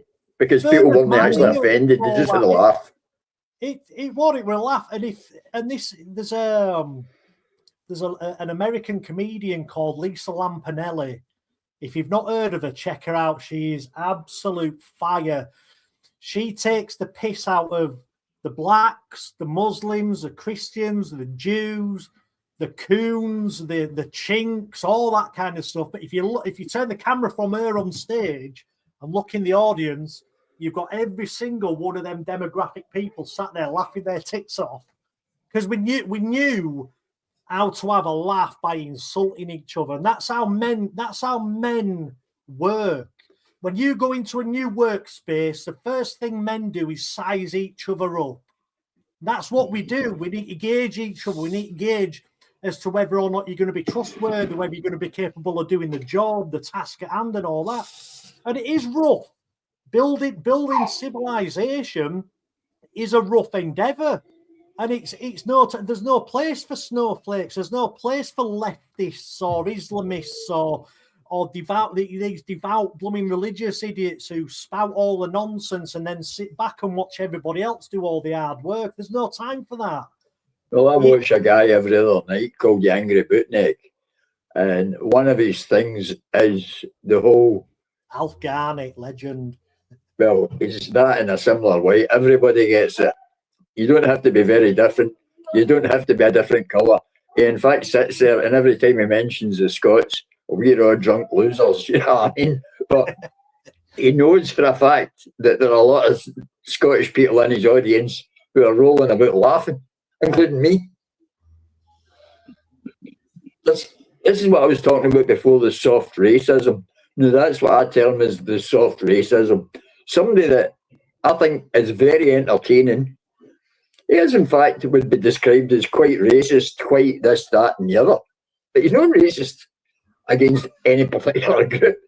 He's just racist against everybody. And there's no malice involved in it. It's just the way people talk. Yeah. It's like people need something to talk about. You can't always talk about the weather or let the Chinese talk about food. You meet somebody, and in this day and age, you meet somebody. You know, I went to hospital, I had to get blood tests, right? And I met this nurse. She was all that and a bit more. She was a big attractive lady with curls everywhere. And she had an accent. Now, being as you don't know her, you've never met before, you've nothing in particular in common, I reckon you're aware of. It's a conversation opener, isn't it? Oh, where are you from? No, she was from Poland. And I was like, oh, I got a mate in Poland, he builds bridges. He's like, oh, where's from? Well, like this and that. Now, see if you're a leftist and you get asked that question, you're automatically a racist. Whereas it's just, if I met Bobby in the street, for instance, but all these differences are the only thing we've actually got to talk about other than the weather. I would look at your face and see your swarthy complexion and say, where are your family from, mate? It's no insulting. But no, you're not allowed to say it because it makes you a racist. Yeah. You'd And the say, you're Peely Wally and you got a stupid accent. Where the hell are you from, son? And I'd be like, I live in Glasgow. it all boils down to this. And I do this all the time. There's you notice a few years ago when internet first, I'd say maybe 2010, 2011, used to be able to troll people. If you were having a chat, you troll they call it trolling, where you just take the absolute piss out of somebody. But there was a line between trolling and bullying. And the moment you cross that line, people would stand up and go, "Whoa, that's going a little bit too far. Is that back that off?" You know. And what's happened now is, with this old snowflake mentality, they've blurred the line and says, "Oh, well, trolling is bullying," like Slim mentioned earlier, words of violence. We've got to that stage now, and it's like, well, you're either a victim or a survivor. If you're going to be a victim, then anything that might touch upon you accidentally might be an act of violence and all that. But now silence is violence. Yeah, we've got to get back to that stage of like, look, I want to be able to take that. I want to be able to speak my mind. And if I offend somebody, I don't want to be cancelled. I expect that person to call me and say, look, we're having a laugh, but I didn't appreciate that. And it's like, oh, I'm sorry about that. No problem. I know where that line is with you now. I can then take the piss and we can take the piss out of each other. And you've told me where your line is. So we might play with that line every now and again. And if you still refuse to accept it as a joke, then I'll back off. I'll shut up. Well, in fairness, a lot of trolls are just boring, aren't they? They're just boring. It's comedy. I think this is why so many people hate the British, hate us English, is because we became really good at making light and taking the piss out of absolutely everybody and everything. And because we still do that, like you mentioned, so all these chats mentioned Jim Davidson, Roy Chubby Brown, Bernard Manning, Rabsy Nesbitt, were all these great British comedians, because the left don't like it because they don't know how to have a laugh. They're not strong enough to be able to walk into a room with the shoulders back and go up and ask for a pint. They walk around all hunched up and scared. And we're allowing that mentality to dictate policy and how we should be as human beings, and it's fucking us up big time. Sorry, see, Bobby, guys, I didn't see you there. Black on your camera. No, it's getting darker and darker. I've been waiting here for a long time. The whole, it's gone from day to night. Now it's my turn. I'm joking. Yeah, you see, when you guys is 10 a.m. Shoot when you see the lights in the Can you even see me? You can see my teeth on my eyes just about a bit. Do you know what I mean?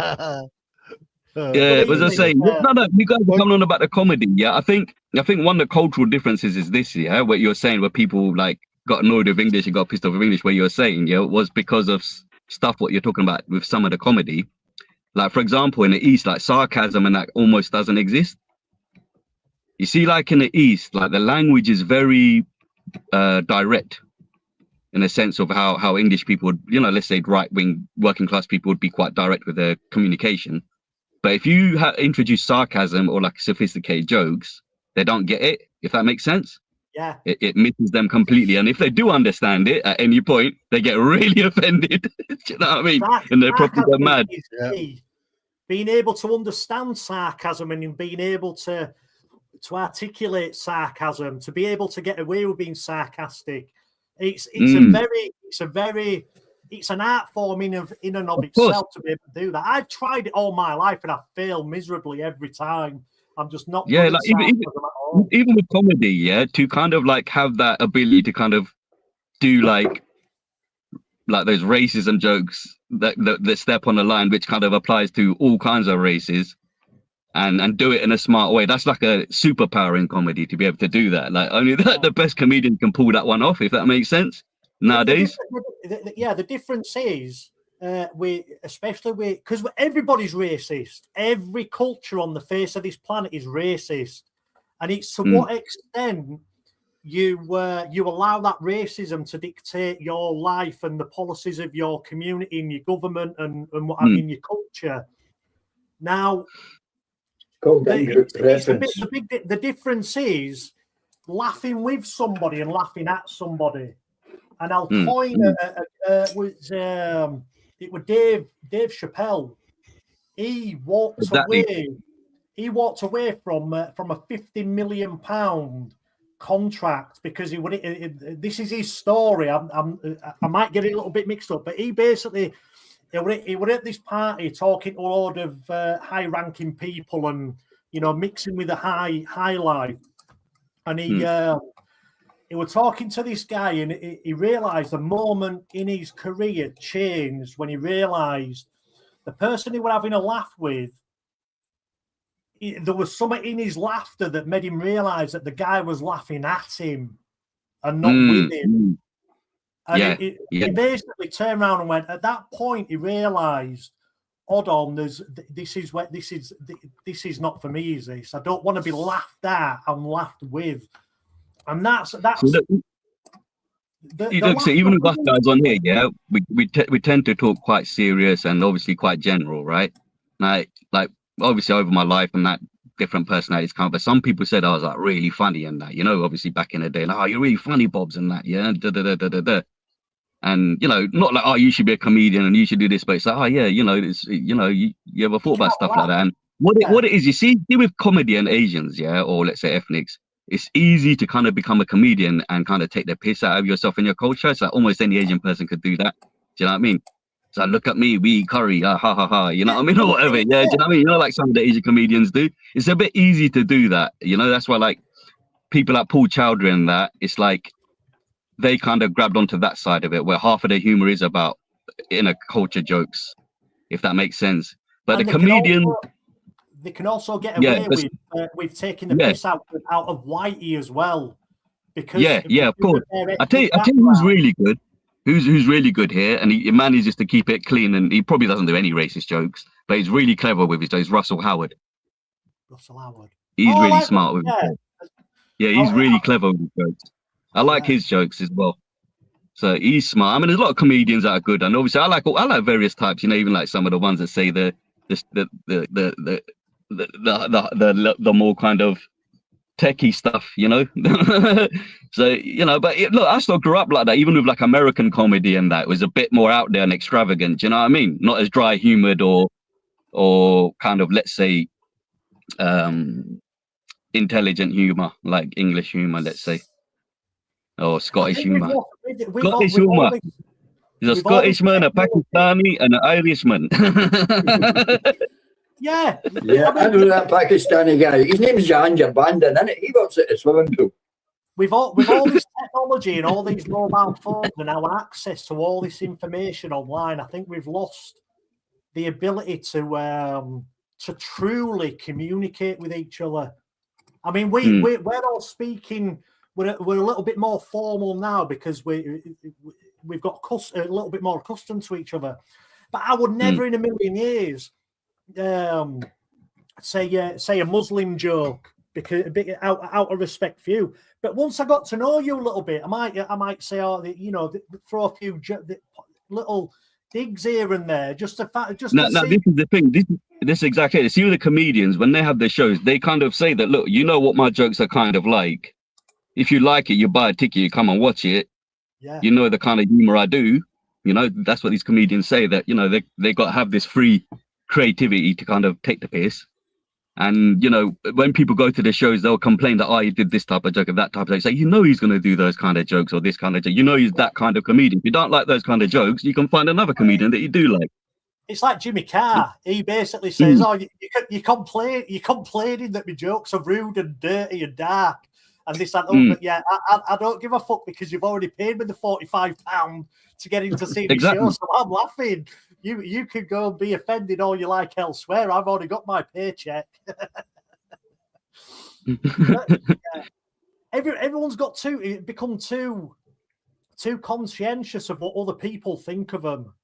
I think that's and it's bad. Look, it's part of the fun in a way as well. Like they kind of got a little bit regimental, you know, with all this race stuff and race theory and you know, not being allowed to offend and that. It was obviously it wasn't always nice. I'm not trying to make it all rosy in that, but it was a little bit part of life, you know. You know, when I was growing up, sometimes it was funny as well. Do you know what I mean? Sometimes it was sad. Do you know what I'm trying to say?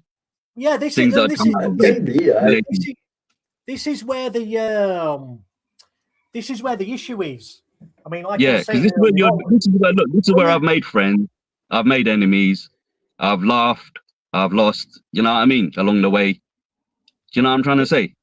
It's the intent behind the humor and the conversation, isn't it? It's like if I were to have a joke with you about your ethnic background and stuff, and you laughed, but then you came up to me later and said I didn't like that, I'd be like, I didn't mean it in a nasty way.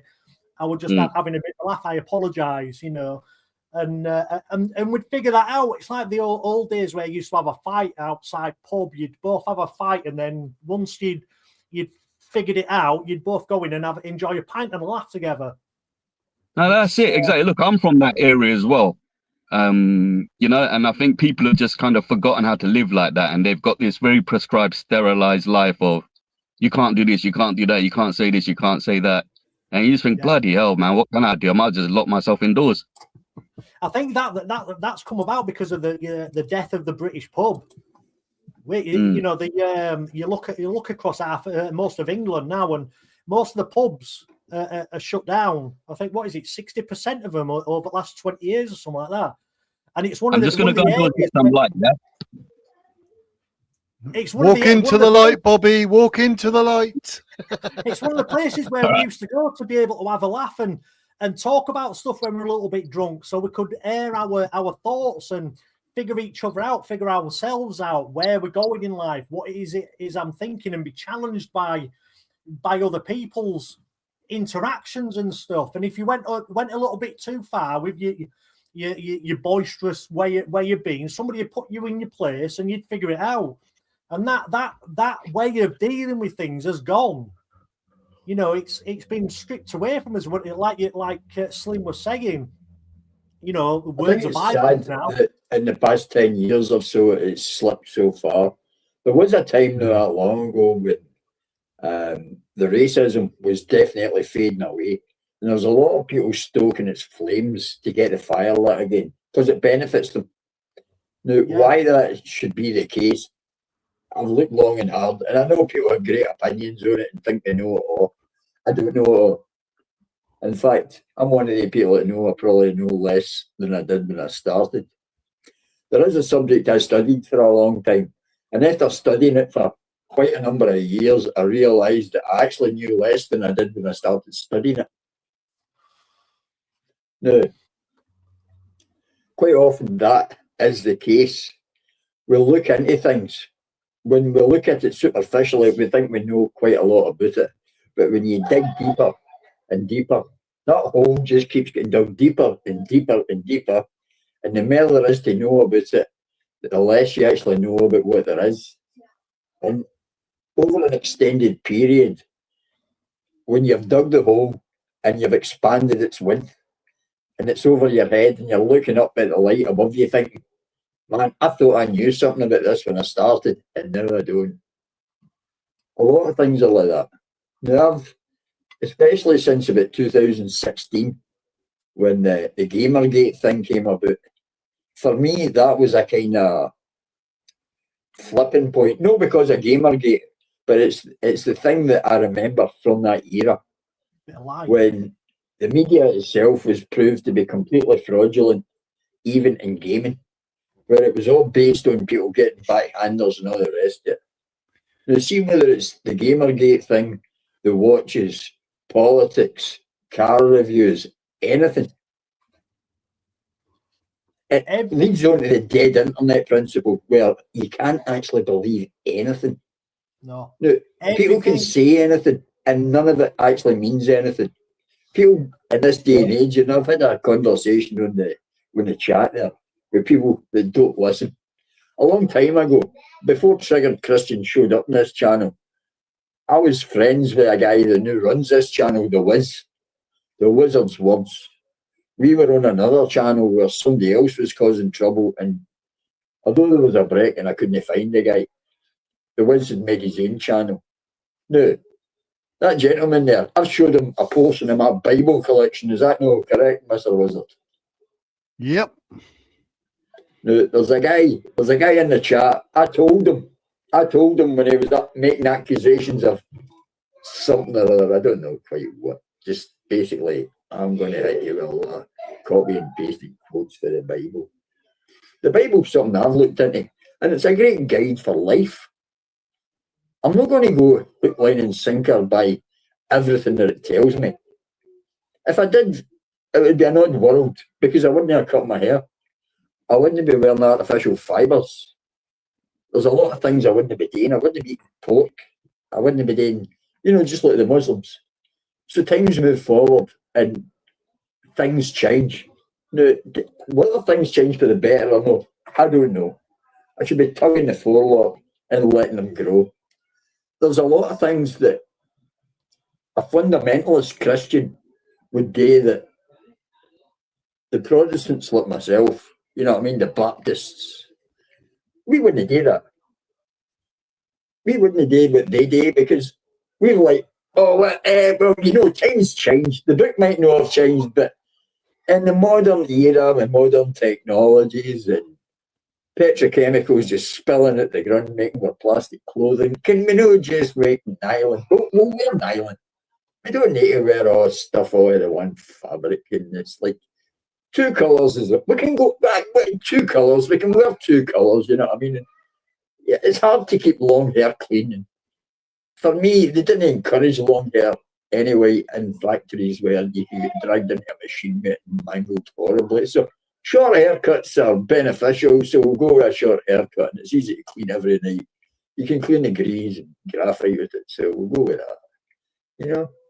No, it's all right for the Wiz tugging at his hair, but he didn't have it dangled in an oil bath at the end of the shift, you know what I mean?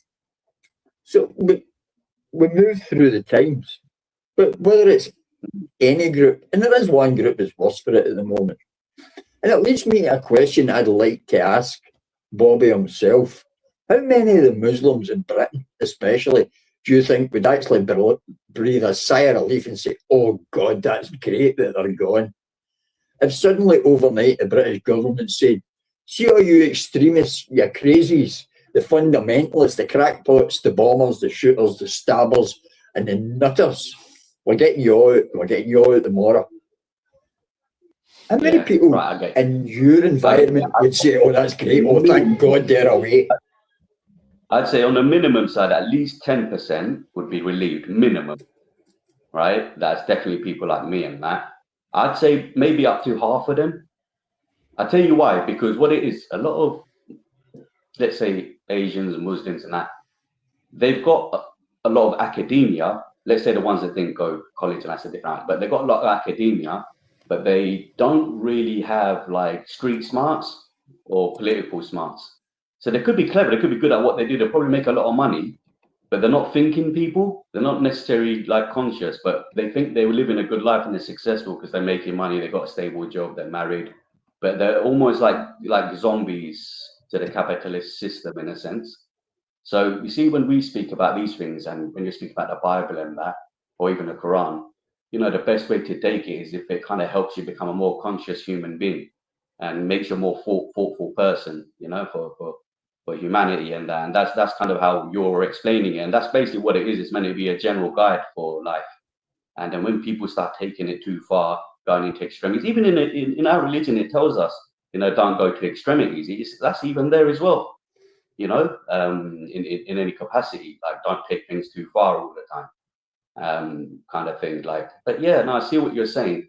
But yeah, but you were saying about how many people do really, right? Okay, so what I mean by the poor education, a lot of Asians have been brought up in a general kind of left-wing backdrop, TV kind of, you know, general TV slot type of education, right?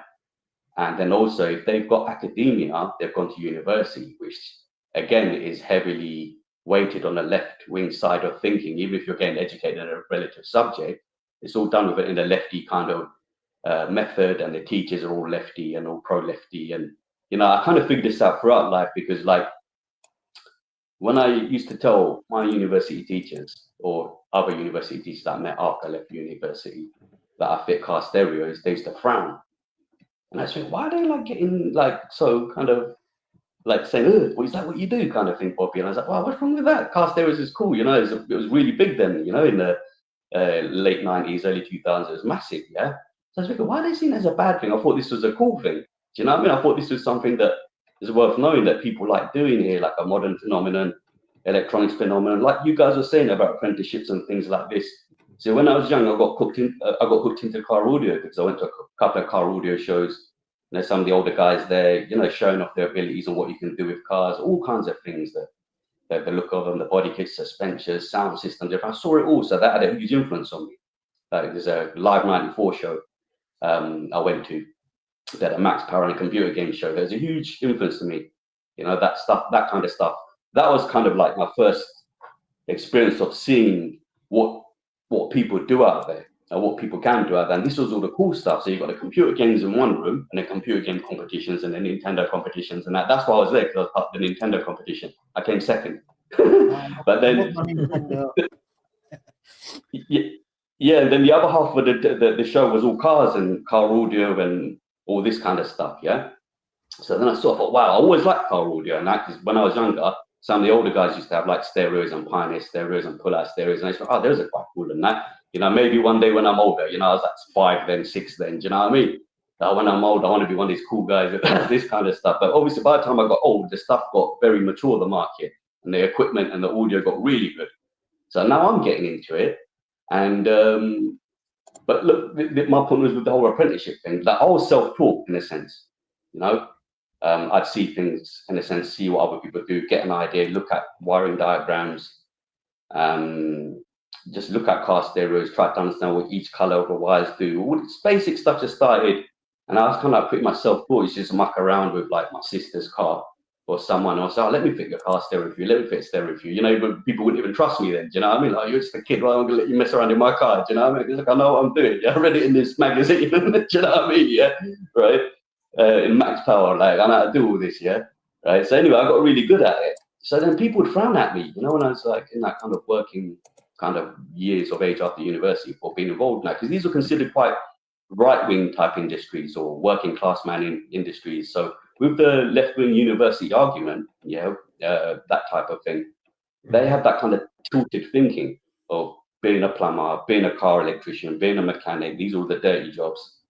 And all the left-wing jobs are the ones where we write the books and write the magazines, we sit behind the computer, we do all the neat stuff. And all our industries are kind of like half government supported in some way, if that makes sense. You know, all this academia stuff. And like all the teachers and that, they would always advertise academia and their industries and jobs in their industries to support their own industries. Then they were very hard, it was very hard to talk to them about brands or companies out there, or blue chip companies or banking and that. They found these subjects kind of awkward to talk about. Do you see what I mean? So, yeah, so with my car experiences, I thought these were kind of, when I finished uni, my point is a lot of my jobs are fairly right-wing based or working class kind of, you could say. So then my working life, I'm seeing a part of society. And then my university education life, I saw kind of another kind of society here. And I thought, okay, the two don't necessarily always mix together as well, because the people that know that I'm educated, I went to university, they're kind of like, oh, you went uni, Bob. Like, do you know what I mean? They'll frown at the fact that I'm in uni, the right wingers, and then the left wingers, the right wingers are frowned that I've been uni. That even when I work in the car showrooms, oh, What, you went to university? What are you doing working in a car showroom then? What are you doing working with the mechanics? And like, oh, what do you mean? This ain't a good enough job. Like, what's wrong with this? Like, I know what I'm doing. I'm comfortable with you guys. You know what I mean? So then yeah, it was the other way around. The left wing guys wouldn't like the fact that I had this kind of mechanic, working class, direct English type of speaking method of doing things as well, right? So this is, you know, what I'm trying to, I don't know if I'm making sense to you guys. But then, you know, your question was like, how many people would be happy that immigrants would go? I'm just trying to take you through how people think, and left and right, and Asian and non-Asian, whatever type of thing, and culturally and all that kind of thing. So the other part of the Asians, they'll kind of need to be kind of taught that it's okay to be against immigration without kind of feeling or sounding like you're selling out to the people from your own ethnic origin countries, or people of the same color as yourself from other countries. Because this is what they've done. They captured us. Because even I was like that when I was younger. Oh, you know, oh yeah, it doesn't matter. England's got loads of money, you know.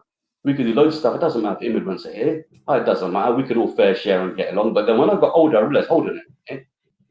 Before I was welcoming to these people, but now they're kind of infringing. Now they're taking our jobs. Now I'm going to interviews and they're saying, why should we pay you this much for when we can get a person from the EU to do the job for half the money?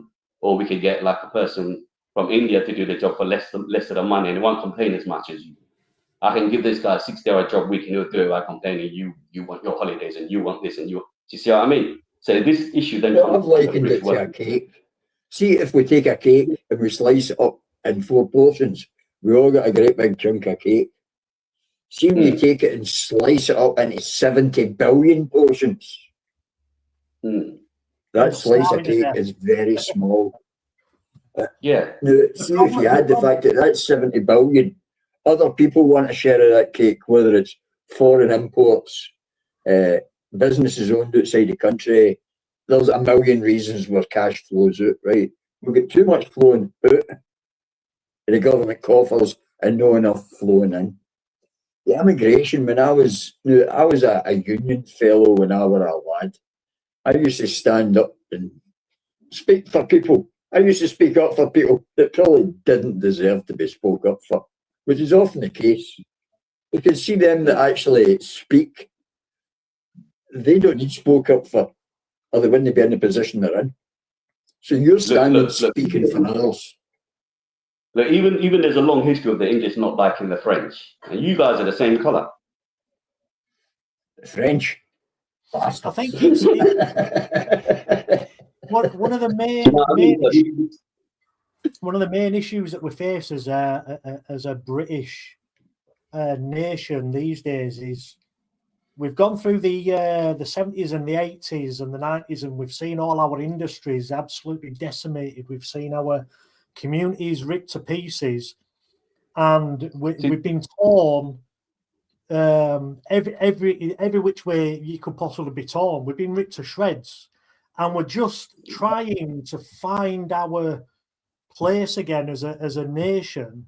And what we're finding is we're being told that we have to accept these millions of unvetted people from foreign nations who have cultures that, I'm sorry to say, are inferior to ours, coming in and causing more problems when we're just about trying to get on top of the problems that we're facing in our own communities ourselves, and trying to figure out a way how we can work with all the problems that we've got. We've now got an influx of, like say, the radical leftists and the Islamists who are demanding that we change our entire fabric of our society to accommodate their belief system and their traditions and their culture. And that's why you're getting the pushback, because a lot of us are sat there going, look, you can all we've just about had it up to here. We've been told by the government on one side, oh, we've got to get rid of this industry because we can make more money that way. So we've gone, okay, yeah, we resisted it, but then we accepted it. The coal mines have been shut down. Fine, fair enough, but nothing. This is why. Sorry, if I could just before I forget what I'm going to say. We've been constantly. It's going to drop out of my head, yeah. 30 right? years. See, all this stuff I've been talking about, relates to this as well. Because what I mean, yeah, is in the 80s and 90s, when England had like great car brands like Austin and all these other brands that we owned, yeah, we gave it all away. The computer games I was talking about, it's all going to make sense. All the old crap I've been talking is all going to make sense now because you reminded me. We were ahead in the computers industry, yeah, Acorn, BBC Computers, all of this, yeah, Amstrad and that, right? We gave all those industries away. Now, Acorn, they turned into a defense company and they turned into a company called ARM and they moved out of the country. So why didn't they keep all the intellectual properties and the jobs and the technology here, if that makes sense? So ARM moved out and they moved to Israel. And they moved to Israel and they're the people, they invented the Nintendo, you know, the Wii controller. Oh, yeah. And, yeah, so they invented all this technology and stuff, right? And they sold it to Nintendo. So that's why that console is like really popular. Because Nintendo, if you don't remember back then, they were kind of failing. That like, after Super Nintendo, they were going for a horrid time. If it weren't for the Game Boy, they would have probably closed down. So they needed a new idea to reinvent games and bring people back to games again and bring people back to Nintendo. Hence, they kind of were looking for a new way to play games. And then they found this gyroscope-based technology and GPS-based technology and that too. Then I thought, okay, we're going to bring this into their games. Because this is kind of like what Nintendo wanted to originally do with their gun and the robot thing and that they had.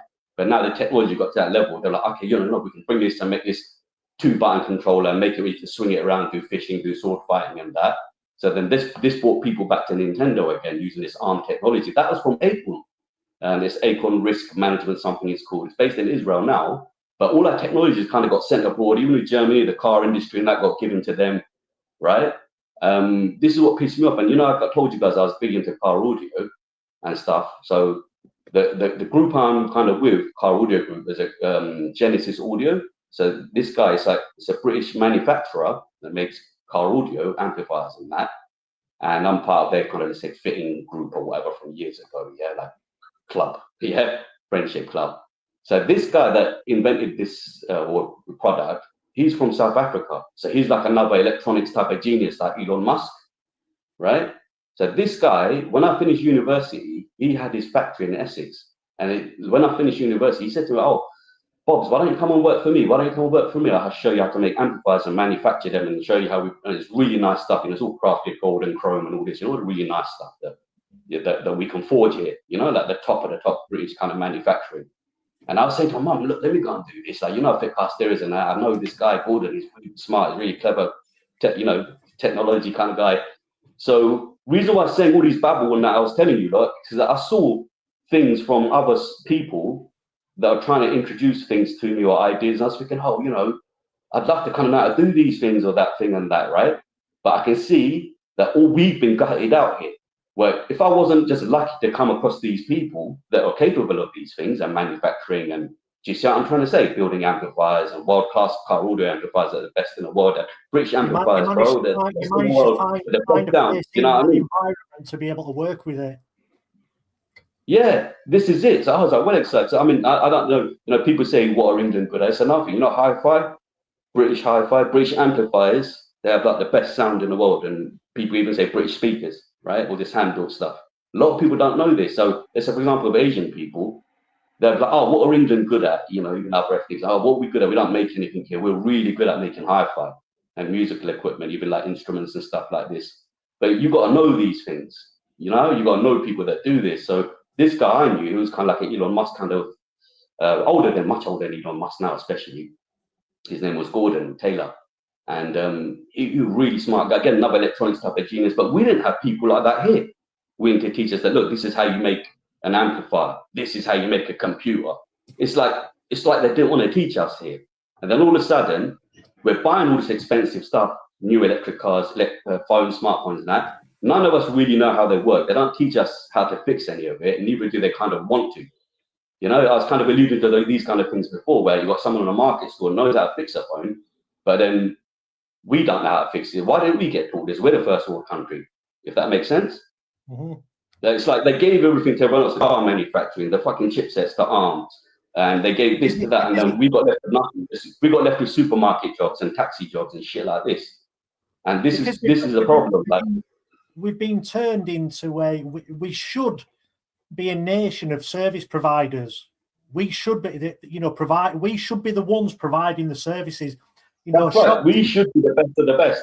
But instead, what we've allowed ourselves to become is a nation of consumers, and the government. That's exactly what I'm saying. The government and special interest groups, and this all comes back down to the money lenders in the Temple Yard. You know, the algorithms on the smartphones. These companies, certain companies, know that kids will click on certain stuff. So that's why certain narratives are being pushed, because it goes to the lowest common denominator. And this is why this country is sinking, because we've allowed our governments and like companies like BlackRock to essentially hold us to ransom and go, well, we can give you these billions of pounds in investment, but you've got to buy your stuff from abroad because it's cheaper for us, rather than paying your workers minimum wage here. We can just get a bunch of Indians to do it for rupees. Exactly. And that's the problem with the whole trade deals and stuff.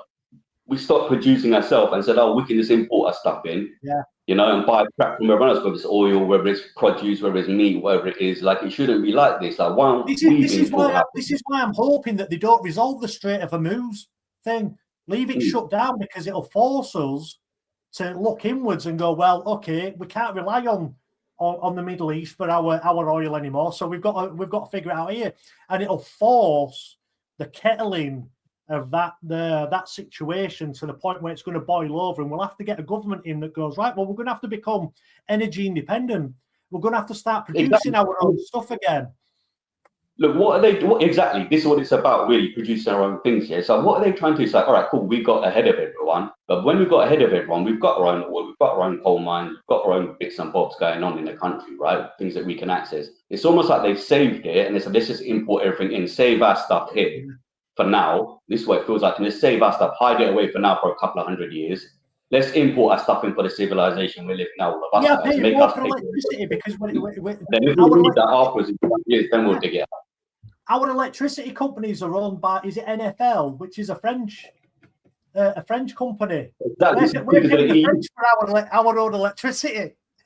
Well, that's right. This is important, the electricity itself now. Because of the EU, because under the EU bloc, the country's not allowed to own its own like energy supplies and own kind of companies and things like this, and have to sell off to other people. But then other people's governments that have open companies can own our facilities and our resources and our transport systems. It's really ugly. This conversation could go on for hours, but yeah, it's one of our biggest problems at this time is the amount that we now owe. We owe the world. Well, we in fact owe several families trillions, and the situation is that we're actually paying off interest now without ever paying off the principal on those loans. And we constantly borrow more money. Now, wars cost money. These conflicts cost a fortune. That's yet again going to increase our national debt. If we never get on top of the national debt, we will be taxed into poverty forever. And we're basically slaves to the national debt. I don't know if there's any simple way other than having a jubilee to get rid of that. But the debt itself, and this is a bone of contention with a lot of people. They argue who is and who isn't. And it's one of the reasons that there's the anti-Semitic thing. And it actually looks back to the turning over the tables, the choice on usury. Because there's one or two families own the banks. And in effect, the world is in debt to one or two families. And on a broader notion, there's maybe a dozen people in the world own about 90% of its wealth. Now, I think if you're in that position, it's great because you own cities. Davos, for instance, you own Davos. Right. The whole city. Coming on to your point with the bankers, yeah. In here, like, you know, I just said about these countries that specialize in this. China specializes in plastic. Israel specializing in this technology, advanced technologies and patenting technologies, and they sell it to other manufacturers and other countries around the world, whether it's Japan, this, that, whatever. Germany's good with cars, whatever, right? And the same thing applies here, you see. Like we are good with banking. But We are good with banking. You know, like you've said a few times with banking and this and that. We will run by banking in this country. And the problem is the banking people and the banking class in this country, they don't want to share anything, right? So they don't want to share anything with people like us and that. And that's our major export and import, or our major thing. What we do is banking. But they're not going to give all of us jobs in banking. So why did we pick that? Like, if we pick like cars or car engineering, car manufacturing like that before, or like, I don't know, digging for minerals or whatever, right? If we had this, it's better for the general kind of population. It's almost like they want the people in the middle, like us, not to be stupid and fake. Do you know what I mean? Yeah. Like, we don't have access to intelligence, real like facilities, manufacturing, getting on together. We don't have access to that, Bobby. And this, actually, one of the problems is the government policy, not just in this country but everywhere, actually means that small environmental concerns mean that small businesses are basically unable to operate. It's only if you're a multinational corporation that you can afford to grease the palms of these people and get licenses to drill a hole, dig a hole, or do anything else. And that's where countries kind of okay. That's in America, you go to loads of factories. That's right, and that's corruption. It really links back to corruption. And if you add that and tap it all the other wee niggling problems, that the little people, they kind of get a leg up easily.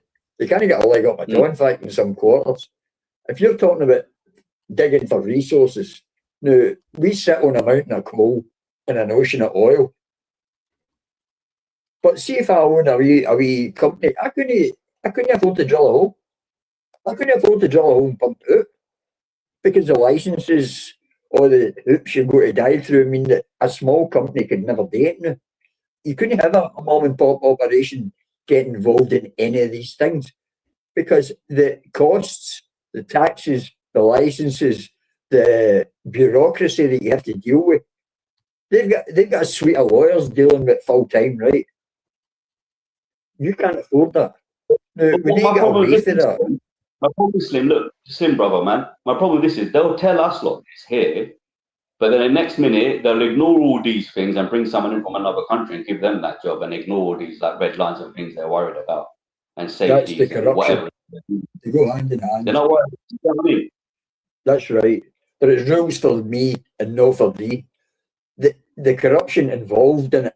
See if I'm fabulously wealthy, I show up and I say, Mr. Starmer, 1 stack or 2, and he looks and he's like, what? And you hand over it. You say 1 stack or 2 stacks. How much money is it going to cost to get that license to drill a big hole out there or dig a hole? And he's like, oh, I'm corrupt. I'll do it for 2 stacks. Now, at every level, somebody's got a price. Everybody. And I mean everybody. No matter how pious you think you are, if somebody shows up and bribes you enough money, you will sell it to them.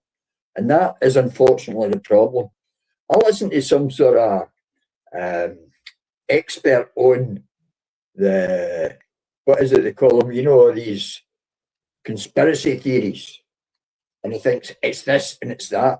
But that very person that was talking to me, he would sell his soul for 10 bob. It's everybody.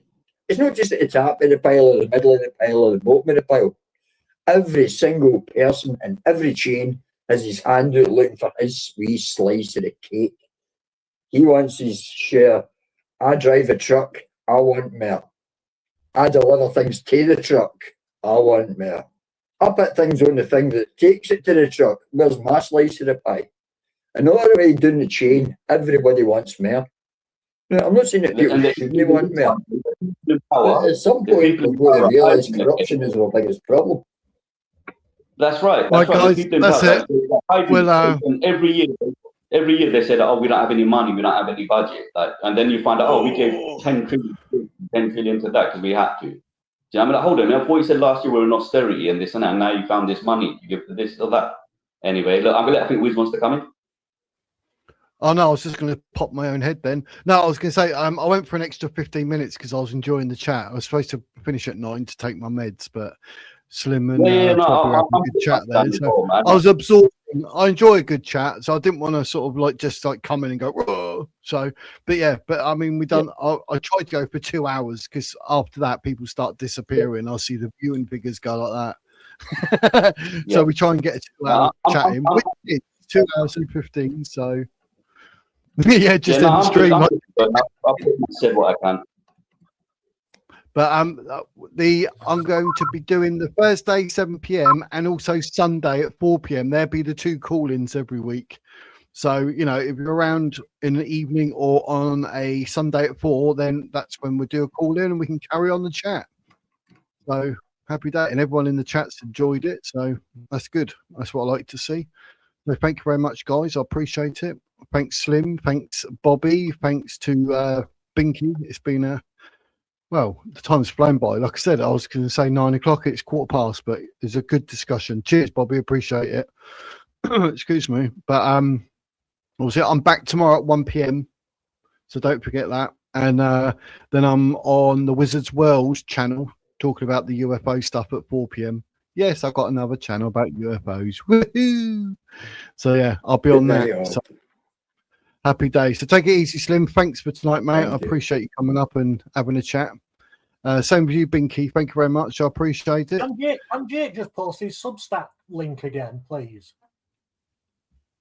I don't know. I might be able to go back. You might be able to go back in the chat because I know it's limited on YouTube, but on here in the back end, sometimes it's not. I don't know if he's still here. Yeah. I'll check it. You should be able to keep going back, but he definitely posted it, didn't he? Because I put it up on the screen. Yeah. There it is.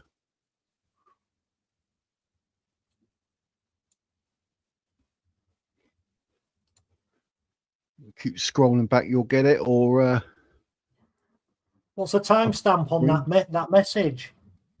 8:55. 8:55. Right. Yeah, I'll find it. So I'll do a quick screenshot and get it there. And yeah, I've got it. Nice one.